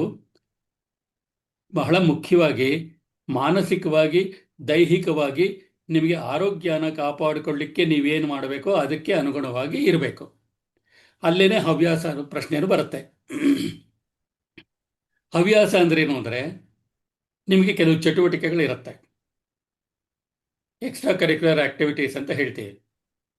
ಕೆಲವ್ರಿಗೆ ಆಟ ಆಡೋದಕ್ಕೆ ಇಷ್ಟ ಆಗುತ್ತೆ, ಕೆಲವ್ರಿಗೆ ಪುಸ್ತಕ ಹಿಡ್ಕೊಂಡು ಓದೋಕ್ಕೆ ಇಷ್ಟ ಆಗುತ್ತೆ, ಕೆಲವರಿಗೆ ನಾಟಕ ಆಡಬೇಕು ಅನ್ಸತ್ತೆ, ಕೆಲವರಿಗೆ ಡ್ಯಾನ್ಸ್ ಮಾಡಬೇಕು ಅನ್ಸತ್ತೆ. ಈ ರೀತಿ ಹಲವಾರು ಆಕ್ಟಿವಿಟೀಸ್ನ ಇಟ್ಕೊಳ್ತೀರಾ. They are your extracurricular activities. ನಿಮಗೆ ಪ್ರತಿಯೊಬ್ಬರಿಗೂ ಈ ಥರದ ಕೌಶಲ್ಯ ಇದ್ದೇ ಇರುತ್ತೆ. ಆದರೆ ಕೌಶಲ್ಯನ ನೀವು ಪ್ರದರ್ಶನ ಮಾಡಲಿಕ್ಕೆ ಹೋದಾಗ ಯಾರಾದರೂ ನಗಬಹುದು. ಒಂದು ಕ್ಲಾಸ್ಗೆ ಹೋಗಿದ್ದಾಗ ಒಂದು 6ನೇ ಕ್ಲಾಸ್ನ ಒಂದು ಹುಡುಗಿ ಒಂದು ಪದ್ಯ ಬರ್ಕೊಂಡು ಬಂದಿದ್ಲು, ನನಗೆ ತೋರಿಸಿದ್ಲು, ಸರ್ ಇದು ಹೇಗಿದೆ ಅಂತ. ನಾನು ಅವಳ ಪದ್ಯನ ಓದುವಾಗ ನನ್ನ ಇಂಗ್ಲೀಷ್ ನಾಲೆಡ್ಜನ್ನು ಇಟ್ಕೊಂಡು ನಾನು ಅವಳನ್ನು ಅಸೆಸ್ ಮಾಡಬಾರ್ದು. ಆ 6ನೇ ಕ್ಲಾಸ್ ಮಗುವಿನ ಮನಸ್ಸಿನಲ್ಲಿ ಏನಾಗ್ತಾ ಇರುತ್ತೆ, ಅವಳಿಗೆ ಎಷ್ಟು ಕಲ್ಪನೆ ಇರುತ್ತೆ, ಅದನ್ನು ಅಂದಾಜು ಮಾಡಬೇಕು. ಅದೇ ರೀತಿ ನಾನು ಅವಳಿಗೆ ಹೇಳಿದಾಗ, ಹ್ಞೂ ಪುಟ ಚೆನ್ನಾಗಿ ಬರ್ತಿದೆಯಾ ಕಡೆ, ನೀನು ಮುಂದುವರೆಸು ಅಂತ ಹೇಳಿದಾಗ ಅವಳು ಬರ್ಕೊಂಡು ಬರೋಕ್ಕೆ ಶುರು ಮಾಡಿದ್ಲು. ಸೊ ಈ ರೀತಿ ಕೆಲವ್ರಿಗೆ ಅಭ್ಯಾಸ ಇರುತ್ತೆ, ಪದ್ಯಗಳು ಬರೀತಾರೆ, ಕೆಲವರು ಕ್ರಾಸ್ವರ್ಡ್ ಮಾಡ್ತಾರೆ, ಕೆಲವರು ಸುಡೋಕೋ ಮಾಡ್ತಾರೆ. ಇವೆಲ್ಲ ನಿಮ್ಮ ಆ್ಯಕ್ಟಿವಿಟೀಸೇ. ಇದನ್ನು ಹೇಗೆ ಬಳಸ್ಕೋತೀರಿ ಅನ್ನೋದು ತುಂಬ ಮುಖ್ಯ. ಈ ಹಠಮಾರಿತನದಲ್ಲಿ 2 ಥರ ಇದೆ. ನೀವು ಮಾಡಿರೋದು ತಪ್ಪು ಅಂತ ಗೊತ್ತು, ಆದರೆ ಮೊಂಡುವಾದ ಮಾಡೋದು, ಇಲ್ಲ ನಾನು ಮಾಡಿದ್ದೆ ಸರಿ, ಇಲ್ಲ ಹಾಗೆ ಬೆಳ್ಳಿಗೆ ಇತ್ತು ನಾನು ನೋಡಿದ್ದೆ ಅಂತ ವಾದ ಮಾಡೋದು. ಇಂಥ ಹಠಮಾರಿತನ ಬರೀ ನಿಮ್ಮ ಈಗೋ ಸ್ಯಾಟಿಸ್ಫ್ಯಾಕ್ಷನ್ಗೆ, ನಿಮ್ಮ ವ್ಯಕ್ತಿತ್ವ ಬೆಳೆಯಕ್ಕೆ ಬಿಡಲ್ಲ. ಆದರೆ ಹಠಮಾರಿತನ ಹೇಗಿರಬೇಕು ಅಂದರೆ, ಕೌಶಿಕ ಮಹಾರಾಜ ಸೈನಿಕರ ಜೊತೆ ವಸಿಷ್ಠ ಆಶ್ರಮಕ್ಕೆ ಹೋಗಿರ್ತಾನೆ. ಅಲ್ಲಿ ಹೋದಾಗ ಅವನಿಗೆ ಗೊತ್ತಾಗತ್ತೆ ಜ್ಞಾನವೇ ಪರಮಶ್ರೇಷ್ಠ ಅಂತ. ಬ್ರಹ್ಮದಂಡ ಇರುತ್ತೆ ವಸಿಷ್ಠರ ಹತ್ರ, ಬ್ರಹ್ಮಜ್ಞಾನ ಪಡ್ಕೊಂಡಿರ್ತಾರೆ ಅವರು. ಕೊನೆಗೆ ಇವನೇನು ಮಾಡ್ತಾನೆ, ರಾಜ್ಯನೆಲ್ಲ ಬಿಟ್ಬಿಟ್ಟು ನನಗೆ ಆ ಬ್ರಹ್ಮಜ್ಞಾನ ಬೇಕು ಅಂತ ತಪಸ್ ಮಾಡ್ತಾ ಕೂತ್ಕೋತಾನೆ. ದೇವತೆಗಳು ಹೇಳ್ತಾರೆ, ಅಪ್ಪ ತುಂಬ ಚೆನ್ನಾಗಿ ತಪಸ್ ಮಾಡಿದೀಯಾ, ನಿನಗೆ ರಾಜರ್ಷಿ ಅಂತ ಒಂದು ಬಿರುದು ಕೊಡ್ತೀವಿ ಕಣಯ್ಯ, ಸಾಕು ತಪಸ್ ನಿಲ್ಲಿಸು ಅಂತ. ಅವನು ನಿಲ್ಲಿಸಲ್ಲ. ನೀವು ರಾಜರ್ಷಿ ಅಂತ ಬಿರುದು ಕೊಡ್ತೀರಾ, ಥ್ಯಾಂಕ್ ಯು, ಬಟ್ ನಾನು ಕಂಟಿನ್ಯೂ ಮಾಡ್ತೀನಿ ಅಂತ ತಪಸ್ ಕಂಟಿನ್ಯೂ ಮಾಡ್ತಾನೆ. ಆಮೇಲೆ ಮಹರ್ಷಿ ಅಂತ ಟೈಟಲ್ ಕೊಡ್ತೀವಿ ಕಣಯ್ಯ, ಬಿಡಯ್ಯ ಅಂತಾರೆ, ಬಿಡಲ್ಲ ಅವನು. ಮಹರ್ಷಿ ಅಂತ ಕೊಟ್ಟರು ಬಿಡಲ್ಲ, ಅದಕ್ಕೂ ಥ್ಯಾಂಕ್ ಯು ಹೇಳ್ಬಿಟ್ಟು ಮತ್ತೆ ತಪಸ್ ಕಂಟಿನ್ಯೂ ಮಾಡ್ತಾನೆ. ಮಧ್ಯದಲ್ಲಿ ಅವ್ನು ತಪಸ್ ಮಾಡದೇ ಇರೋದಕ್ಕೆ ಏನು ಬೇಕೋ ಆ ಥರ ಮೇನ್ಕೇನು ಕಳಿಸ್ತಾರೆ, ಹಾಗೆ ಡಿಸ್ಟ್ರಾಕ್ಷನ್ ಏನೇನೋ ಮಾಡ್ತಾ ಇರ್ತಾರೆ. ಯಾವುದನ್ನೂ ಬಿಡಲ್ಲ. ನಾನು ಬ್ರಹ್ಮದಂಡ ಸಂಪಾದನೆ ಮಾಡ್ಕೊಳ್ಳೋವರೆಗೂ ಬಿಡಲ್ಲ ಅಂತ ತಪಸ್ ಮುಂದುವರಿಸ್ಕೊಂಡು ಹೋಗ್ತಾನೆ. ಕೊನೆಗೆ ಅವನಿಗೆ ಆ ಬ್ರಹ್ಮದಂಡ ಸಿಗತ್ತೆ. ಆಗ ವಿಶ್ವಾಮಿತ್ರ ಆಗ್ತಾನೆ. ಕೌಶಿಕ ಹೋಗಿ ವಿಶ್ವಾಮಿತ್ರ ಆಗ್ತಾನೆ. ಆ ರೀತಿಯ ಹಠ ಇರಬೇಕು. ನಾನು ಹಿಡಿದ ಕೆಲಸನ ಬಿಡಲ್ಲ. ಅದಕ್ಕೆ ಅಡ್ಡ ಬರುತ್ತೆ, ಅಡಚಣೆಗಳು ಬರುತ್ತೆ, ಆದರೆ ಹಿಡಿದ ಕೆಲಸ ಬಿಡಬಾರ್ದು. ಈಗ ಹಠಮಾರಿತನ ಇದೆ. ಕೆಲವು ಕೆಲಸಗಳು ಮಾಡ್ತೀರಾ ನೀವು, ಗುಟ್ಟಾಗಿ ಮಾಡ್ತೀರಾ, ಬಿಡಲ್ಲ, ಯಾರು ಹೇಳಿದ್ರು ಕೇಳಲ್ಲ, ಮಾಡ್ಕೊಂಡು ಹೋಗ್ತೀರಾ. ಆದರೆ ಅದು ನಿಮ್ಮ ಬೆಳವಣಿಗೆಗೆ ಪೂರಕವಾಗಿಲ್ಲ. ನಿಮ್ಮ ಬೆಳವಣಿಗೆಗೆ ಅಡ್ಡ ಬರುವಂಥ ಕೆಲವು ಕೆಲಸಗಳನ್ನು ಮಾಡ್ತಾ ಇದ್ದೀರಾ. ಅದನ್ನು ನೀವೇ ರಿವ್ಯೂ ಮಾಡ್ಕೋಬೇಕು. ಯಾವ ಬೆಳವಣಿಗೆ, ಯಾವುದರಲ್ಲಿ ಹಠ ಹಿಡಿದ್ರೆ ನಿಮ್ಗೆ ಒಳ್ಳೇದಾಗತ್ತೆ, ಯಾವುದಲ್ಲಿ ಹಠ ಹಿಡಿದ್ರೆ ನಿಮ್ಮ ವ್ಯಕ್ತಿತ್ವ ಬೆಳೆಯುತ್ತೆ ಅನ್ನೋದನ್ನ ನೀವೇ ಕಂಡು ಹಿಡ್ಕೋಬೇಕು. ಕೆಲವು ಆದರ್ಶ ಜೀವಗಳನ್ನು ತೋರಿಸ್ಲಿಕ್ಕೆ ಇಷ್ಟಪಡ್ತೀನಿ. 3 ಜನ ಗಮನಿಸ್ತಾ ಇದ್ದೀರಿ ಅಲ್ವಾ? ಅವ್ರು ಏನು ಆಡ್ತಾ ಇದ್ದಾರೆ ಅಂತ ಗೊತ್ತಾಗತ್ತಲ್ವಾ? 3 ಜನಕ್ಕೆ ಕಾಲಿಲ್ಲ, ಆದರೆ ಫುಟ್ಬಾಲ್ ಆಡಕ್ಕೆ ಹೊರಟಿದ್ದಾರೆ ಅವರು. ಫುಟ್ಬಾಲ್ ಕಾಣ್ತಾ ಇದೆ ನಿಮಗಲ್ಲಿ. ಅಯ್ಯೋ ನಾವು ಕಾಲಿಲ್ಲ, ನಾವು ಹೇಗೆ ಫುಟ್ಬಾಲ್ ಆಡೋದು ಯೋಚನೆ ಮಾಡಲಿಲ್ಲ ಅವರು. ಇತ್ತೀಚೆಗೆ ಬ್ಲೈಂಡ್ ಗರ್ಲ್ಸ್ ಕ್ರಿಕೆಟ್ ಆಡಿ ವರ್ಲ್ಡ್ ಕಪ್ ತಂದರು. ಅವರು ನಮ್ಮ ಕಣ್ ಕಾಣಿಸಲ್ಲ, ನಾವು ಏನು ಮಾಡೋಕ್ಕಾಗತ್ತೆ ಅಂತ ಅಂದ್ಕೊಳ್ಳಿಲ್ಲ. ಬ್ಲೈಂಡ್ ಗರ್ಲ್ಸ್ ಆದ್ರೂ ಅವರು ಕ್ರಿಕೆಟ್ ಆಡಿದ್ರು, ವರ್ಲ್ಡ್ ಕಪ್ ಗೆದ್ರು. ಇವರು ಅದೇ ಥರ ಇದ್ದಾರೆ. ನಿಕ್ಕಿ ಬೋಯೆ ಅಂತ ಒಬ್ಬ ಇದ್ದಾನೆ, ಅವನಿಗೆ ಕೈಯೂ ಇಲ್ಲ ಕಾಲೂ ಇಲ್ಲ, ಆದರೆ ಸ್ಟೇಜ್ ಮೇಲೆ ಹೆಂಗೆ ಡ್ಯಾನ್ಸ್ ಮಾಡ್ತಾನೆ ಅಂದರೆ ತುಂಬ ಆಶ್ಚರ್ಯ ಆಗುತ್ತೆ. ಹೇಗೆ ಮಾಡೋಕ್ಕಾಗತ್ತೆ ಇವನು ಅಂತ. ಕ್ಷಣ ಮಾತ್ರದಲ್ಲಿ ಸ್ಟೇಜೆಲ್ಲ ಓಡಾಡ್ಬಿಡ್ತಾನ ಅವನು. ಆದರೆ ಎರಡೂ ಕೈ ಇಲ್ಲ, ಎರಡೂ ಕಾಲಿಲ್ಲ. ಅವನದು ವಿಡಿಯೋ ಸಿಗತ್ತೆ, ಅದನ್ನು ನೋಡಿ. ಇನ್ನೊಂದು ವಿಡಿಯೋ ತೋರಿಸ್ತೀನಿ. ಈಕೆ ಇತ್ತೀಚೆಗೆ ಬಹಳಷ್ಟು ಸುದ್ದಿಯಲ್ಲಿದ್ದಾಳೆ. ಈ ಪ್ಯಾರಾಲಿಂಪಿಕ್ಸ್ ಅಂತ ಮಾಡ್ತಾರೆ. ಒಲಿಂಪಿಕ್ಸ್ 4 ವರ್ಷಕ್ಕೊಂದ್ಸತಿ ಆಗತ್ತೆ, ಹಾಗೇನೆ ಪ್ಯಾರಾಲಿಂಪಿಕ್ಸ್ ಕೂಡ ಆಗತ್ತೆ. ಅದರಲ್ಲಿ ಕಾರಣಾಂತರದಿಂದ ದೈಹಿಕ ಅವ್ರಿಗೆ ವಿಶೇಷವಾದ ಒಲಿಂಪಿಕ್ಸ್ ಅದು. ಕಳೆದ ಸತಿ ಒಲಿಂಪಿಕ್ಸ್ ಆದಾಗ ನಾರ್ಮಲ್ ಒಲಿಂಪಿಕ್ಸಲ್ಲಿ ನಮಗೆ 15 ಮೆಡಲ್ ಬರುತ್ತೆ ಅಂತ ಎಕ್ಸ್ಪೆಕ್ಟ್ ಮಾಡಿದ್ರು.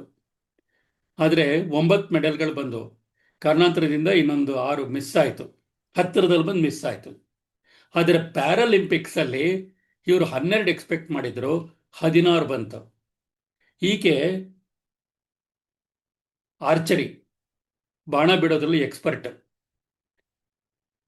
ಆದರೆ ಆಕೆ ಕೈ ಇಲ್ಲ.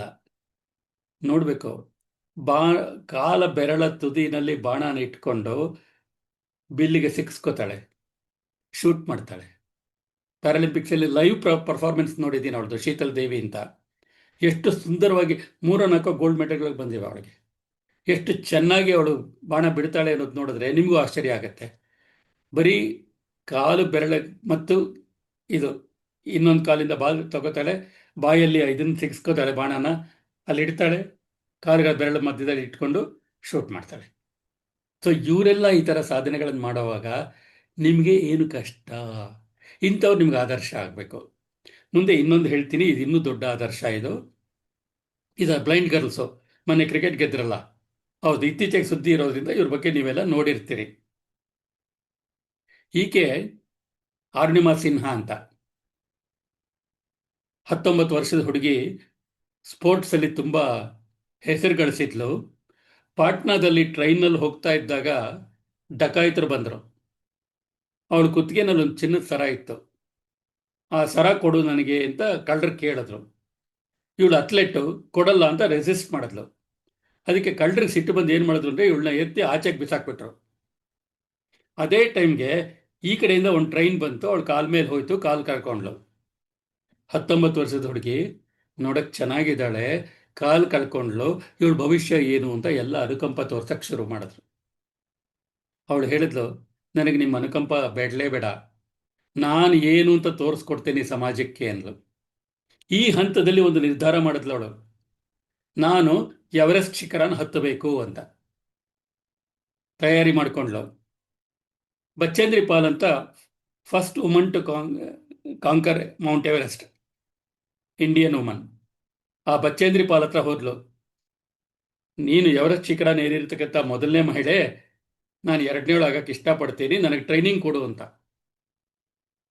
ಟ್ರೈನಿಂಗ್ ತಗೊಂಡು ಎವರೆಸ್ಟ್ ಶಿಖರನ ಹತ್ತದ್ಲು. ಹತ್ತದ ಮೇಲೆ ಅಲ್ಲಿ ಈ ವಿಡಿಯೋ ಮಾಡ್ತೀನಿ ಅಂತ ಕೂತ್ಕೊಂಡ್ಲು.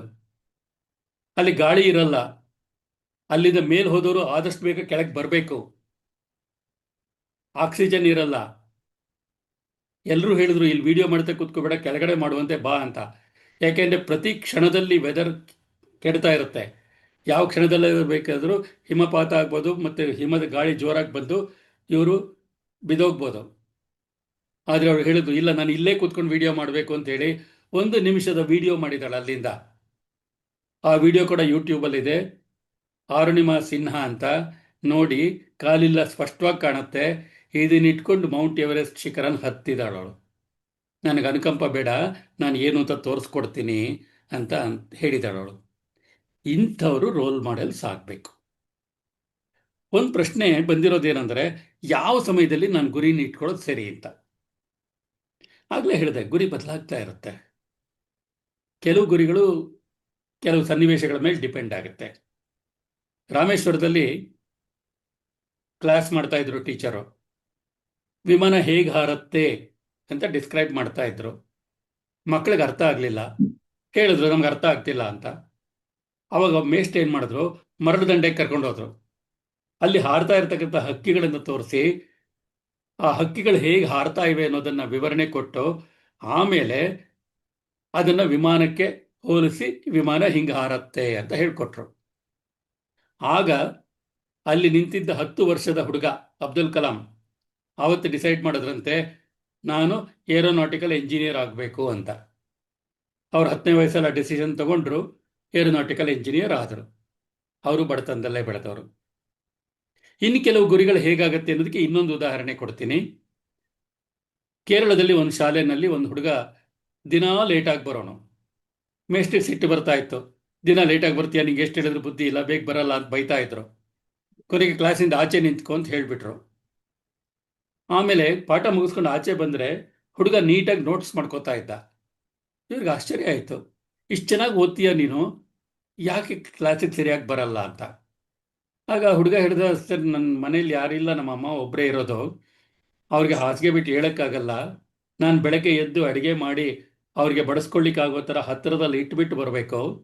ನಮ್ಮನೆ ಇಲ್ಲಿಂದ 4 ಮೈಲಿ ದೂರ ಆಗುತ್ತೆ, ಬಸ್ ಚಾರ್ಜಿಗೆ ದುಡ್ಡಿಲ್ಲ ನನ್ನ ಹತ್ರ, ನಾನು ನಡ್ಕೊಂಡೇ ಬರಬೇಕು, ಅದರಿಂದ ಲೇಟ್ ಆಗತ್ತೆ ಅಂತ ಹೇಳ್ದ ಹುಡುಗ. ಆವಾಗ ಟೀಚರ್ ಹೇಳಿದ್ರು, ಹಾಗಿದ್ರೆ ಒಂದು ಕೆಲಸ ಮಾಡು, ನಾಳೆಯಿಂದ ನಿಂಗೆ ಯಾವಾಗ ಸ್ಕೂಲಿಗೆ ಬರೋಕ್ಕಾಗತ್ತೆ ಆವಾಗಲೇ ಬಾ, ನೀನು ಲೇಟಾಗಿ ಬಂದೆ ಅಂತ ನಾನು ಬೈಯಲ್ಲ ಅಂತ ಹೇಳಿದ್ರು. ಆಮೇಲೆ ಆ ಹುಡುಗ ಹಾಗೆ ಓದ್ದ, ಒಳ್ಳೆ ಹೆಸರು ತಗೊಂಡ, ಸ್ಕಾಲರ್ಶಿಪ್ ಬಂತು, ಚೆನ್ನಾಗಿ ಓದ್ತಾ ಹೋದ. ಕೊನೆಗೆ ಲಂಡನ್ ಸ್ಕೂಲ್ ಆಫ್ ಎಕನಾಮಿಕ್ಸಲ್ಲಿ ಎಕನಾಮಿಕ್ಸ್ ಡಿಗ್ರಿ ಮಾಡಿಕೊಂಡ. ಆ ಸ್ಟೇಜಲ್ಲಿ ಅವನಿಗೆ ಗುರುಗಳು ಲಾರ್ಡ್ ಕ್ಲಿಫ್ ಅಂತ ಒಬ್ಬರಿದ್ದರು. ಅವರು ನೆಹರೂಗೆ ಕ್ಲೋಸ್ ಫ್ರೆಂಡ್ ಆಗಿದ್ದರು. ಅವರು ನೆಹರೂಗೆ ಒಂದು ಲೆಟರ್ ಬರೀತಾರೆ, ಈ ಹುಡುಗ ತುಂಬ ಬುದ್ಧಿವಂತ, ಹೇಗಾದರೂ ನಿಮ್ಮ ಸರ್ಕಾರದಲ್ಲಿ ಅವ್ರನ್ನ ಬಳಸ್ಕೊಳ್ಳಿ ಅಂತ. ಆಗ ನೆಹರು ಹೇಳಿದ್ರು ಆ ಹುಡುಗನಿಗೆ, ಫಾರಿನ್ ಅಫೇರ್ಸ್ ವಿಷಯದಲ್ಲಿ ಒಂದು ಡಿಪ್ಲೊಮಾ ಮಾಡ್ಕೊಂಡು ಬಾ, ಒಂದು 3 ತಿಂಗಳದು ಅಂತ ಟ್ರೈನಿಂಗ್ ಕಳಿಸಿದ್ರು. ಟ್ರೈನಿಂಗ್ ಪಡ್ಕೊಂಡು ಬಂದಮೇಲೆ ಬರ್ಮಾ ರಾಜ್ಯಕ್ಕೆ ನಮ್ಮ ರಾಯಭಾರಿ ಅಂತ ಕಳಿಸಿದ್ರು. ಅಲ್ಲಿಂದ ಹುಡುಗ ಮುಂದೆ ಬೆಳೆದ. ಆಮೇಲೆ ರಾಜ್ಯಸಭೆ ಮೆಂಬರ್ ಆದ, ಆಮೇಲೆ ವೈಸ್ ಪ್ರೆಸಿಡೆಂಟ್ ಆದ, ಕೊನೆಗೆ ಪ್ರೆಸಿಡೆಂಟು ಆಗಿತ್ತು, KR ನಾರಾಯಣನ್ ಅಂತ. ಈ ರೀತಿ ಆ ವ್ಯಕ್ತಿತ್ವ ಬೆಳೀತಾ ಹೋಯ್ತು. ಅನ್ಕೊಂಡಿರ್ಲಿಲ್ಲ ಹೀಗೆಲ್ಲ ಆಗತ್ತೆ ಅಂತ, ಬೆಳೀತಾ ಹೋಯ್ತು. ಅವಕಾಶಗಳನ್ನು ಹೇಗೆ ಬಳಸ್ಕೋತೀರಿ ಅದು ನಿಮ್ಮ ಗುರಿನ ನಿರ್ಧಾರ ಮಾಡುತ್ತೆ. ಟರ್ನಿಂಗ್ ಪಾಯಿಂಟ್ ಬಗ್ಗೆ ಆಗಲೇ ಹೇಳಿದ್ದೀನಿ. ಆಮೇಲೆ ಸ್ಕಿಲ್ಸ್ನ ಕಲಿಯೋದಕ್ಕೆ ಹೇಗೆ ಅನ್ನೋದಕ್ಕೆ ಮುಂಚೆ ನಿಮ್ಮ ಕೆಲವು ವೈರಿಗಳ ಬಗ್ಗೆ ಮಾತಾಡಬೇಕು. ನಿಮ್ಮ ಎನಿಮೀಸ್. ನಿಮಗೆ ಬಹಳಷ್ಟು ಸರ್ತಿ ನಿಮ್ಮ ದೊಡ್ಡ ಎನಿಮಿ ಅಂದರೆ ನೀವೇ. ಸೋಂಬೇರಿತನ, ಕೋಪ, ದುಶ್ಚಟಗಳು, ಸುಳ್ಳು, ಭಯ, ಈ 5 ನಿಮ್ಮ ಎನಿಮಿಗಳು. ಸೋಂಬೇರಿತನ ಅಂದರೆ ಏನು? ಸಂಸ್ಕೃತದಲ್ಲಿ ಒಂದು ಶ್ಲೋಕ ಇದೆ. ಈ ಸೋಂಬೇರಿತನ ಅನ್ನೋದು ಫ್ರೆಂಡ್ ಥರ ಇರ್ತಕ್ಕಂಥ ಎನಿಮಿ ಅಂತ. ಚಳಿಗಾಲ, ಬೆಳಗ್ಗೆ ಹೇಳ್ಬೇಕು, ಎದ್ದು ರೆಡಿಯಾಗಿ ಸ್ಕೂಲ್ಗೆ ಹೋಗ್ಬೇಕು, ಅಯ್ಯೋ ಚಳಿ, ಇಷ್ಟು ಬೇಗ ಯಾಕೆ ಹೇಳ್ತೀಯ ಮಲ್ಕೋ ಅಂತ ಸೋಂಬೇರಿತನ ಹೇಳುತ್ತೆ. ಎಷ್ಟು ಒಳ್ಳೆ ಅಡ್ವೈಸ್ ಕೊಡ್ತಾ ಇದೆ ಅಂತ ಹೇಳಿ ಮಲ್ಕೋತೀರಿ.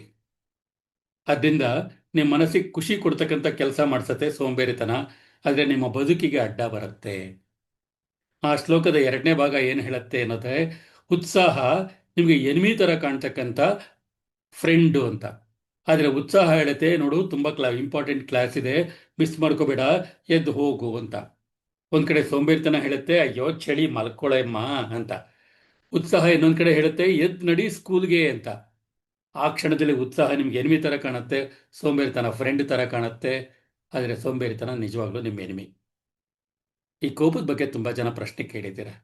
ನಿಮಗೆ ಅನ್ಕೊಂಡಂಗೆ ಯಾವಾಗ ಆಗಲಿಲ್ಲ ಆಗ ಸಿಟ್ಟು ಬರುತ್ತೆ. ಸಿಟ್ಟು ಮಾಡ್ಕೊಳ್ಳೋದು ತಪ್ಪಲ್ಲ. ಸಿಟ್ಟು ಮಾಡ್ಕೋಬೇಡಿ ಅಂತ ಬುದ್ಧಿವಾದ ಹೇಳ್ಬೋದು. ಆ ಬುದ್ಧಿವಾದ ಹೇಳೋರ್ಗೂ ಸಿಟ್ಟು ಬರುತ್ತೆ. ಸಿಟ್ಟನ್ನು ಅವಾಯ್ಡ್ ಮಾಡೋಕ್ಕಾಗೋದೇ ಇಲ್ಲ, ಬಂದೇ ಬರುತ್ತೆ. ಆದರೆ ಸಿಟ್ಟನ್ನು ನಿಭಾಯಿಸೋದು ತುಂಬ ಇಂಪಾರ್ಟೆಂಟ್. ಆ ಸಿಟ್ಟನ್ನು ನಿಭಾಯಿಸೋದು ಹೇಗೆ ಅಂತಂದರೆ, ನಿಮ್ಮ ನಿಮ್ಮ ಆಮೇಲೆ ಯು ಶುಡ್ ನಾಟ್ ರಿಗ್ರೆಟ್, ನಾನು ಈ ಥರ ಮಾಡಬಾರ್ದಾಗಿತ್ತು ಅಂತ ನಿಮ್ಗೆ ಅನ್ನಿಸ್ಬಾರ್ದು. ಸಿಟ್ಟಿಂದ ಮೂಗು ಕುಯ್ಕೊಳಕ್ಕಾಗತ್ತಾ ಅಂತ ಒಂದು ಗಾದೆ ನೀವು ಕೇಳಿರ್ತೀರಿ. ಸಿಟ್ಟು ಬಂದಾಗ ಕೆಲವ್ರು ಏನು ಮಾಡ್ತಾರೆ, ಕೈಗೆ ಸಿಕ್ಕಿದ್ದನ್ನೆಲ್ಲ ಹೊಡೆದಾಕ್ಬಿಡ್ತಾರೆ. ತಿರುಗಿ ಚೇಂಜ್ ಮಾಡೋಕ್ಕಾಗಲ್ಲ. ಇಲ್ಲ ಬೇರೆಯವ್ರ ಮೇಲೆ ಅಟ್ಯಾಕ್ ಮಾಡಿಬಿಡ್ತಾರೆ, ಇಲ್ಲ ಬಾಯಿಗೆ ಬಂದಂಗೆ ಮಾತಾಡ್ಬಿಡ್ತಾರೆ. ಯಾವಾಗ ನೀವು ಬಾಯಿಗೆ ಬಂದಂಗೆ ಮಾತಾಡ್ತೀರಿ, ಆಮೇಲೆ ನಿಮ್ಗೆ ಅನ್ಸುತ್ತೆ ಇಲ್ಲ ಹಂಗೆ ಮಾತಾಡಬಾರ್ದಾಗಿತ್ತು ಅಂತ. ಅದರಿಂದ ಸಿಟ್ಟನ್ನು ನಿಯಂತ್ರಣ ಮಾಡೋದು ತುಂಬ ಇಂಪಾರ್ಟೆಂಟು. ನಿಯಂತ್ರಣ ಮಾಡೋದು ಹೇಗೆ ಅಂತಂದಾಗ ಕೆಲವರು ಹೇಳ್ತಾರೆ 10ರವರೆಗೂ ಎಣಿಸು ಅಂತ. ಅಷ್ಟು ಪೇಷನ್ಸ್ ಯಾರಿಗಿರುತ್ತೆ ಎಣಿಸ್ತಾ ಕೂತ್ಕೊಳ್ಳೋಕ್ಕೆ ಅಂತ. ನಾನೊಂದು ಸರಳವಾದ ಸೂತ್ರ ಕೊಡ್ತೀನಿ, ಇದನ್ನು ಖಂಡಿತ ನೀವು ಫಾಲೋ ಮಾಡ್ಬೋದು. ಏನಂದರೆ, ಒಂದು ಅರ್ಧ ನಿಮಿಷ ಉಸಿರನ್ನು ಬಿಗಿ ಹಿಡೀರಿ. ಅರ್ಧ ನಿಮಿಷ, 30 ಸೆಕೆಂಡ್ಸ್. ಅರ್ಧ ನಿಮಿಷ ನೀವು ಉಸಿರಾಡಲಿಲ್ಲ ಅಂದರೆ ಏನೂ ಪ್ರಾಣ ಹೋಗಲ್ಲ. ಹೆಚ್ಚು ಕಡಿಮೆ 4 ನಿಮಿಷದವರೆಗೂ ಬದುಕಿರ್ಬೋದು ಉಸಿರಾಡದೆ.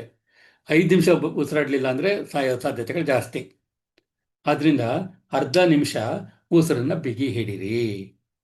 ಡೋಂಟ್ ಬ್ರೀತ್, ಉಸಿರೇ ಆಡಬೇಡಿ. ಆ 30 ಸೆಕೆಂಡಲ್ಲಿ ನಿಮ್ಮ ಸಬ್ಕಾನ್ಷಿಯಸ್ ಮೈಂಡಲ್ಲಿ ಒಂದಷ್ಟು ಕೆಲಸಗಳಾಗುತ್ತೆ. ಅದು ನಿಮಗೆ ದಾರಿ ತೋರಿಸುತ್ತೆ, ಮುಂದೆ ಏನು ಮಾಡಬೇಕು ಅನ್ನೋದನ್ನು ಅದು ಹೇಳ್ಕೊಡುತ್ತೆ.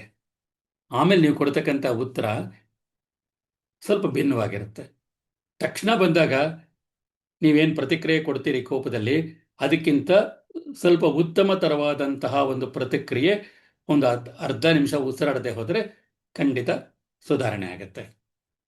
ಕೆಲವರಿಗೆ ಕೋಪ ಬಂದಾಗ ಜೋರಾಗಿ ಬಾಗಿಲಾಕೋದು ಅಥವಾ ಪಾತ್ರೆಗಳನ್ನ ಎತ್ತಾಕೋದು ಈ ಥರದ್ದೆಲ್ಲ ಮಾಡ್ತಾರೆ. ಆಮೇಲೆ ಯಾರಿಗೆ ಬೇಕಾಗಿದೆ ಅಂದ್ಕೊಂಡು ಎಲ್ಲ ಬಿಸಾಕ್ಬಿಡೋದು ಎಲ್ಲ ಮಾಡ್ತೀರಾ. ಆದರೆ ಅದು ಯಾವುದು ನಿಮ್ಮ ಬೆಳವಣಿಗೆಗೆ ಸಹಾಯ ಮಾಡಲ್ಲ. ಕೋಪ ಅನ್ನೋದನ್ನು it can be your friend. ಕೋಪನ ನಿಮ್ಮ ಫ್ರೆಂಡ್ ಅಂತ ಟ್ರೀಟ್ ಮಾಡಬೇಕು. ಈ ಕೋಪ ನಿಮ್ಗೆ ಎಲ್ಲಿಂದ ಬರುತ್ತೆ ಅಂತ ಕೇಳಿದ್ರೆ, ಒಂದು ಆನುವಂಶಿಕ ಗುಣ.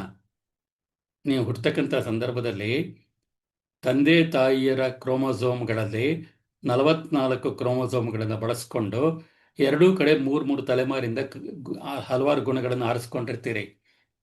ಯಾರೋ ಒಬ್ರು ಕೋಪ ಮಾಡ್ಕೊಳ್ತಿದ್ರು, ಆ ಕೋಪ ನಿಮಗೂ ಬರ್ಬೋದು. ಅನ್ಲರ್ನಿಂಗ್ ಅಂತ ಒಂದು ಮಾತು ಬಳಸ್ತೀವಿ ನಾವು.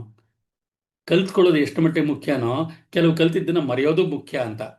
ನಿಮ್ಮ ನಡವಳಿಕೆಗೆ ಯಾವ ಲರ್ನಿಂಗ್ ಹೆಲ್ಪ್ ಆಗ್ತಿಲ್ಲ, ಅದನ್ನು ಬಳಸದೇ ಇರೋದು ಅನ್ಲರ್ನಿಂಗು. ಹಾಗೆ ಈ ಕೋಪ ಯಾರಿಂದಾದ್ರೂ ನಿಮ್ಮ ಆನುವಂಶಿಕವಾಗಿ ನಿಮಗೆ ಬಂದಿದ್ದರೆ ಇದನ್ನು ಓವರ್ಕಮ್ ಮಾಡೋಕ್ಕೆ ಸಾಧ್ಯ ಇದೆ. ಯಾವ ರೀತಿ ಅಂದರೆ, ಇನ್ಮೇಲೆ ನಾನು ಕೋಪನ ನನ್ನ ಕಂಟ್ರೋಲಲ್ಲಿ ಇಟ್ಕೋತೀನಿ. ಆಗಲೇ ಹೇಳಿದ್ದು ಜ್ಞಾಪಕ ಇಟ್ಕೊಳ್ಳಿ, ನಾನೇನು ಎಳೆ ಮಗುವಲ್ಲ ಅಂತ ಆರ್ಗ್ಯೂ ಮಾಡ್ತೀರಿ ಅಲ್ವಾ. ಈ ಕೋಪಕ್ಕೆ ಬಲಿಯಾದಾಗ ನೀವು ಎಳೆ ಮಗುಗಿಂತ ಕೆಟ್ಟದಾಗ ಆಡ್ತೀರಾ. ಆದರೆ ಈ ಕೋಪನ ನಿಮ್ಮ ಕಂಟ್ರೋಲಲ್ಲಿ ಇಟ್ಕೊಂಡಾಗ ಬುದ್ಧಿವಂತಿಕೆ ಬರುತ್ತೆ. ಯಾರಾದರೂ ಕೆಲವು ಸತಿ ಈಗ ಸಚಿನ್ ತೆಂಡೂಲ್ಕರ್ ಹೇಳ್ತಕ್ಕಂಥ ಕೆಲವು ಮಾತು ಕೇಳಿರ್ಬೋದು. ಯಾರಾದರೂ ಅವ್ರನ್ನ ಆಟ ಕ್ರಿಟಿಸೈಸ್ ಮಾಡ್ತಾ ಇದ್ರೆ I will answer with the bat ಅಂತ ಹೇಳ್ತಾ ಇದ್ದಿದ್ದು. ಅಂದರೆ ಯಾರಾದರೂ ಕ್ರಿಟಿಸೈಸ್ ಮಾಡಿದಾಗ ಅವ್ರಿಗೆ ಉತ್ತರ ಹೇಳಕ್ಕೆ ಹೋಗ್ತಿರ್ಲಿಲ್ಲ. ತನ್ನ ಆಟನ ಆಡೋದ್ರ ಮೂಲಕ, ಪ್ರದರ್ಶನ ಮಾಡೋದ್ರ ಮೂಲಕ ಅವನು ತನ್ನ ಕೌಶಲ್ಯನ ಪ್ರದರ್ಶನ ಮಾಡ್ತಾ ಇದ್ದ. ಆ ರೀತಿ ಕೋಪ ಬಂದಾಗ ಅವ್ರಿಗೆ ಉತ್ತರ ಕೊಡಕ್ಕೆ ಹೋಗಿ ನಿಮ್ಮ ವ್ಯಕ್ತಿತ್ವ ಹಾಳು ಮಾಡ್ಕೋಬಾರ್ದು. ಕೋಪವನ್ನು ನಿಮ್ಮ ನಿಯಂತ್ರಣದಲ್ಲಿ ಇಟ್ಕೋಬೇಕು. ಅದೇ ಟೈಮ್ನಲ್ಲಿ ಭಯಕ್ಕೂ ಹೊರಟೋಗ್ತೀನಿ. ಈ ಭಯ ಅಂದರೆ ನಾಳೆ ಏನೋ ಆಗೋಗತ್ತೆ ಅಂತ ಹೆದರ್ಕೊಂಡು ಇವತ್ತೇ ನಡ್ಗಕ್ಕೆ ಶುರು ಮಾಡೋದು. ಬಹಳಷ್ಟು ಜನ ಮಾಡ್ತೀವಿ. ಇವತ್ತಿನ ದಿನದಲ್ಲಿ ಇರೋದೇ ಇಲ್ಲ, ನಾಳೆ ಹಿಂಗಾಗ್ಬಿಟ್ರೆ ಹಂಗಾಗ್ಬಿಟ್ರೆ ಅಂತ ಯೋಚನೆ ಮಾಡ್ತೀವಿ. ನಮ್ಮ ಮನಸ್ಸಲ್ಲಿ ದಿನಕ್ಕೆ ಸುಮಾರು 72,000 ಯೋಚನೆಗಳು ಬರುತ್ತಂತೆ ನ್ಯೂರೋ ಸರ್ಜನ್ಸ್ ಪ್ರಕಾರ. ಆ 72,000 ಯೋಚನೆಗಳಲ್ಲಿ ಬಹಳಷ್ಟು ನಕಾರಾತ್ಮಕ ಯೋಚನೆಗಳೇ ಬರೋದು. ಆಗೋದಿದ್ರೆ ಏನೋ ಕೆಟ್ಟದೇ ಆಗತ್ತೆ ಅಂತ ನಾವು ಇಮ್ಯಾಜಿನ್ ಮಾಡ್ಕೊಳ್ತಾ ಹೋಗ್ತೀವಿ. ನಮ್ಮ ಕಾಲದಲ್ಲಿ ದೇವಾನಂದ್ ಅಂತ ಒಂದು ಅದ್ಭುತವಾದ ನಟ ಇದ್ದ, ಹಿಂದಿನಲ್ಲಿ ಆ್ಯಕ್ಟ್ ಮಾಡೋನು, ತುಂಬ ಫೇಮಸ್ ಆ್ಯಕ್ಟರ್ ಅವನು. ಅವನು ಒಂದ್ಸತಿ ಯಾರೋ ಕೇಳ್ತಾರೆ, ನಿಮ್ಗೆ ಭಯ ಬರಲ್ವಾ ಅಂತ. ಅವನು ಹೇಳ್ತಾನೆ, ಭಯ ಅಂದರೆ ಮುಂದೆ ಏನೋ ಕೆಟ್ಟದೇ ಆಗತ್ತೆ ಅಂತ ನಾನು ಯಾಕೆ ಯೋಚನೆ ಮಾಡಬೇಕು, ಒಳ್ಳೇದಾಗತ್ತೆ ಅಂತ ನಾನು ಯಾಕೆ ಯೋಚನೆ ಮಾಡಬಾರ್ದು ಅಂತ ಕೇಳ್ತಾನೆ. ನಾವು ಮುಂದೆ ಏನಾಗಬಹುದು ಅಂತ ಯೋಚನೆ ಮಾಡಿದಾಗ ಹೆಚ್ಚಿನ ಅಂಶ ಕೆಟ್ಟದನ್ನೇ ಯೋಚನೆ ಮಾಡ್ತೀವಿ. ಕೆಲವು ವಿಚಾರಗಳಲ್ಲಿ ಈಗ ಕತ್ಲೆ ಕಂಡ್ರೆ ಭಯ ಅಂತ ಕೆಲವರು ಹೇಳ್ತಾರೆ. ಯಾಕೆಂದ್ರೆ ಕತ್ಲೆ ನಾನು ಒಬ್ಬರೇ ಹೋಗಿ ಇಷ್ಟಪಡಲ್ಲ ಅಂತ ಹೇಳ್ತಾರೆ ಕೆಲವರು. ಕತ್ಲೆನ್ ಕಂಡ್ರೆ ಯಾಕೆ ಭಯ? ಅಲ್ಲಿ ಒಬ್ಬರೇ ಇರಬೇಕು ಅಂತಲ್ಲ, ಅಲ್ಲಿ ಏನೋ ಗೊತ್ತಿಲ್ಲದೆ ಇರೋದಿದೆ ಅಂತ ಭಯ. ಒಂದು 4 ಸರಿ ಕತ್ಲೆಯಲ್ಲಿ ಹೋಗಿ ಅಲ್ಲಿ ಇನ್ನೇನಿಲ್ಲ ಅಂತ ಗೊತ್ತಾಗತ್ತೆ, ಆ ಭಯ ಹೋಗತ್ತೆ. ಸೊ ಭಯ ಹೋಗ್ಲಾಡಿಸ್ಕೋಬೇಕಾದ್ರೆ ಯಾವುದಕ್ಕೆ ಭಯ ಪಡಿಸ್ತೀರೋ ಅದನ್ನು ಎದುರಿಸಕ್ಕೆ ರೆಡಿಯಾಗಿರಬೇಕು. ಪರಿಣಾಮ ಏನಾಗತ್ತೆ ಅದು ತುಂಬ ಮುಖ್ಯ. ಏನೇನು ಪರಿಣಾಮಗಳಾಗಬಹುದು ಅನ್ನೋದನ್ನು ಮುಂಚೆನೇ ನೀವು ಒಂದು ಪಟ್ಟಿ ಮಾಡಿಕೊಂಡು, ಈ ಪರಿಣಾಮ ಆಗದೆ ಇರಬೇಕಾದ್ರೆ ನಾನೇನು ಮಾಡಬೇಕು, ಇದಾಗಬಾರ್ದು ಅಂತಂದರೆ ನಾನೇನು ಮಾಡಬೇಕು, ಈ ರೀತಿ ಯೋಚನೆ ಮಾಡ್ತಾ ಕೂತ್ಕೋಬೇಕು. ಯಾವಾಗಲೇ ಆಗಲಿ ಭಯ, ಟೆನ್ಷನ್ನು, ಪರೀಕ್ಷೆ ಬಗ್ಗೆನೂ ಕೆಲವರು ಕೇಳಿದ್ದೀರಿ. ಯಾವಾಗಲೇ ಆಗಲಿ ಸ್ಟ್ರೆಸ್ ಅಂತ ಅನ್ಸಿದ್ರೆ, ಭಯ ಅಂತ ಅನ್ಸಕ್ಕೆ ಶುರುವಾದರೆ, ಕೈಕಾಲು ನಡ್ಗಕ್ಕೆ ಶುರು ಮಾಡಿದ್ರೆ, ದಯವಿಟ್ಟು ನಿಧಾನವಾಗಿ ಉಸಿರನ್ನು ಒಳಗಡೆ ಎಳ್ಕೊಂಡು ನಿಧಾನವಾಗಿ ಆಚೆ ಬಿಡ್ತಾ ಹೋಗಿ. ನೀವು ಯಾವಾಗ ಈ ಡೀಪ್ ಬ್ರೀತಿಂಗ್ ಮಾಡ್ತಾ ಹೋಗ್ತೀರಾ, ಆವಾಗ ನಿಮ್ಮ ಮನಸ್ಸು ಸ್ಥಿಮಿತಕ್ಕೆ ಬರುತ್ತೆ. ಆವಾಗ ಏನು ಮಾಡಬಹುದು ಅನ್ನೋದು ಹೊಳೆಯುತ್ತೆ. ಭಯ ಪಡೋದಕ್ಕೇನು ಹೆದರ್ಕೋಬೇಕಾಗಿಲ್ಲ. ಅರ್ಜುನ ಕೂಡ ಹೆದರ್ಕೊಂಡ. ಆ ಮಹಾಭಾರತ ಯುದ್ಧ ಆಗುವಾಗ ಪಾಂಡವರು ಅರ್ಜುನನೇ ನಂಬ್ಕೊಂಡು ಯುದ್ಧಕ್ಕೆ ಹೋಗಿದ್ರು. 2 ಸೈನ್ಯದ ನಡುವೆ ನಿಲ್ಲಿಸು ಅಂತ ಅರ್ಜುನ ಕೇಳ್ದ. ಕರ್ಕೊಂಡೋಗಿ ಕೃಷ್ಣ ನಿಲ್ಲಿಸಿದಾಗ ಎದುರುಗಡೆ ನೋಡಿದ್ರೆ ದ್ರೋಣಾಚಾರ್ಯ, ಭೀಷ್ಮ, ಕೃಪಾ ಎಲ್ಲ ಬಿಲ್ಲುಗಾರಿಕೆ ಹೇಳ್ಕೊಟ್ಟಂಥವ್ರು. ಇವ್ರನ್ನೆಲ್ಲ ಸೋಲಿಸಿ ನಾನು ನಮ್ಮವ್ರನ್ನ ಗೆಲ್ಸಕ್ಕಾಗತ್ತಾ ಅಂತ ಹೆದರಿಕೆ ಶುರುವಾಯಿತು ಅರ್ಜುನನ್ಗೆ.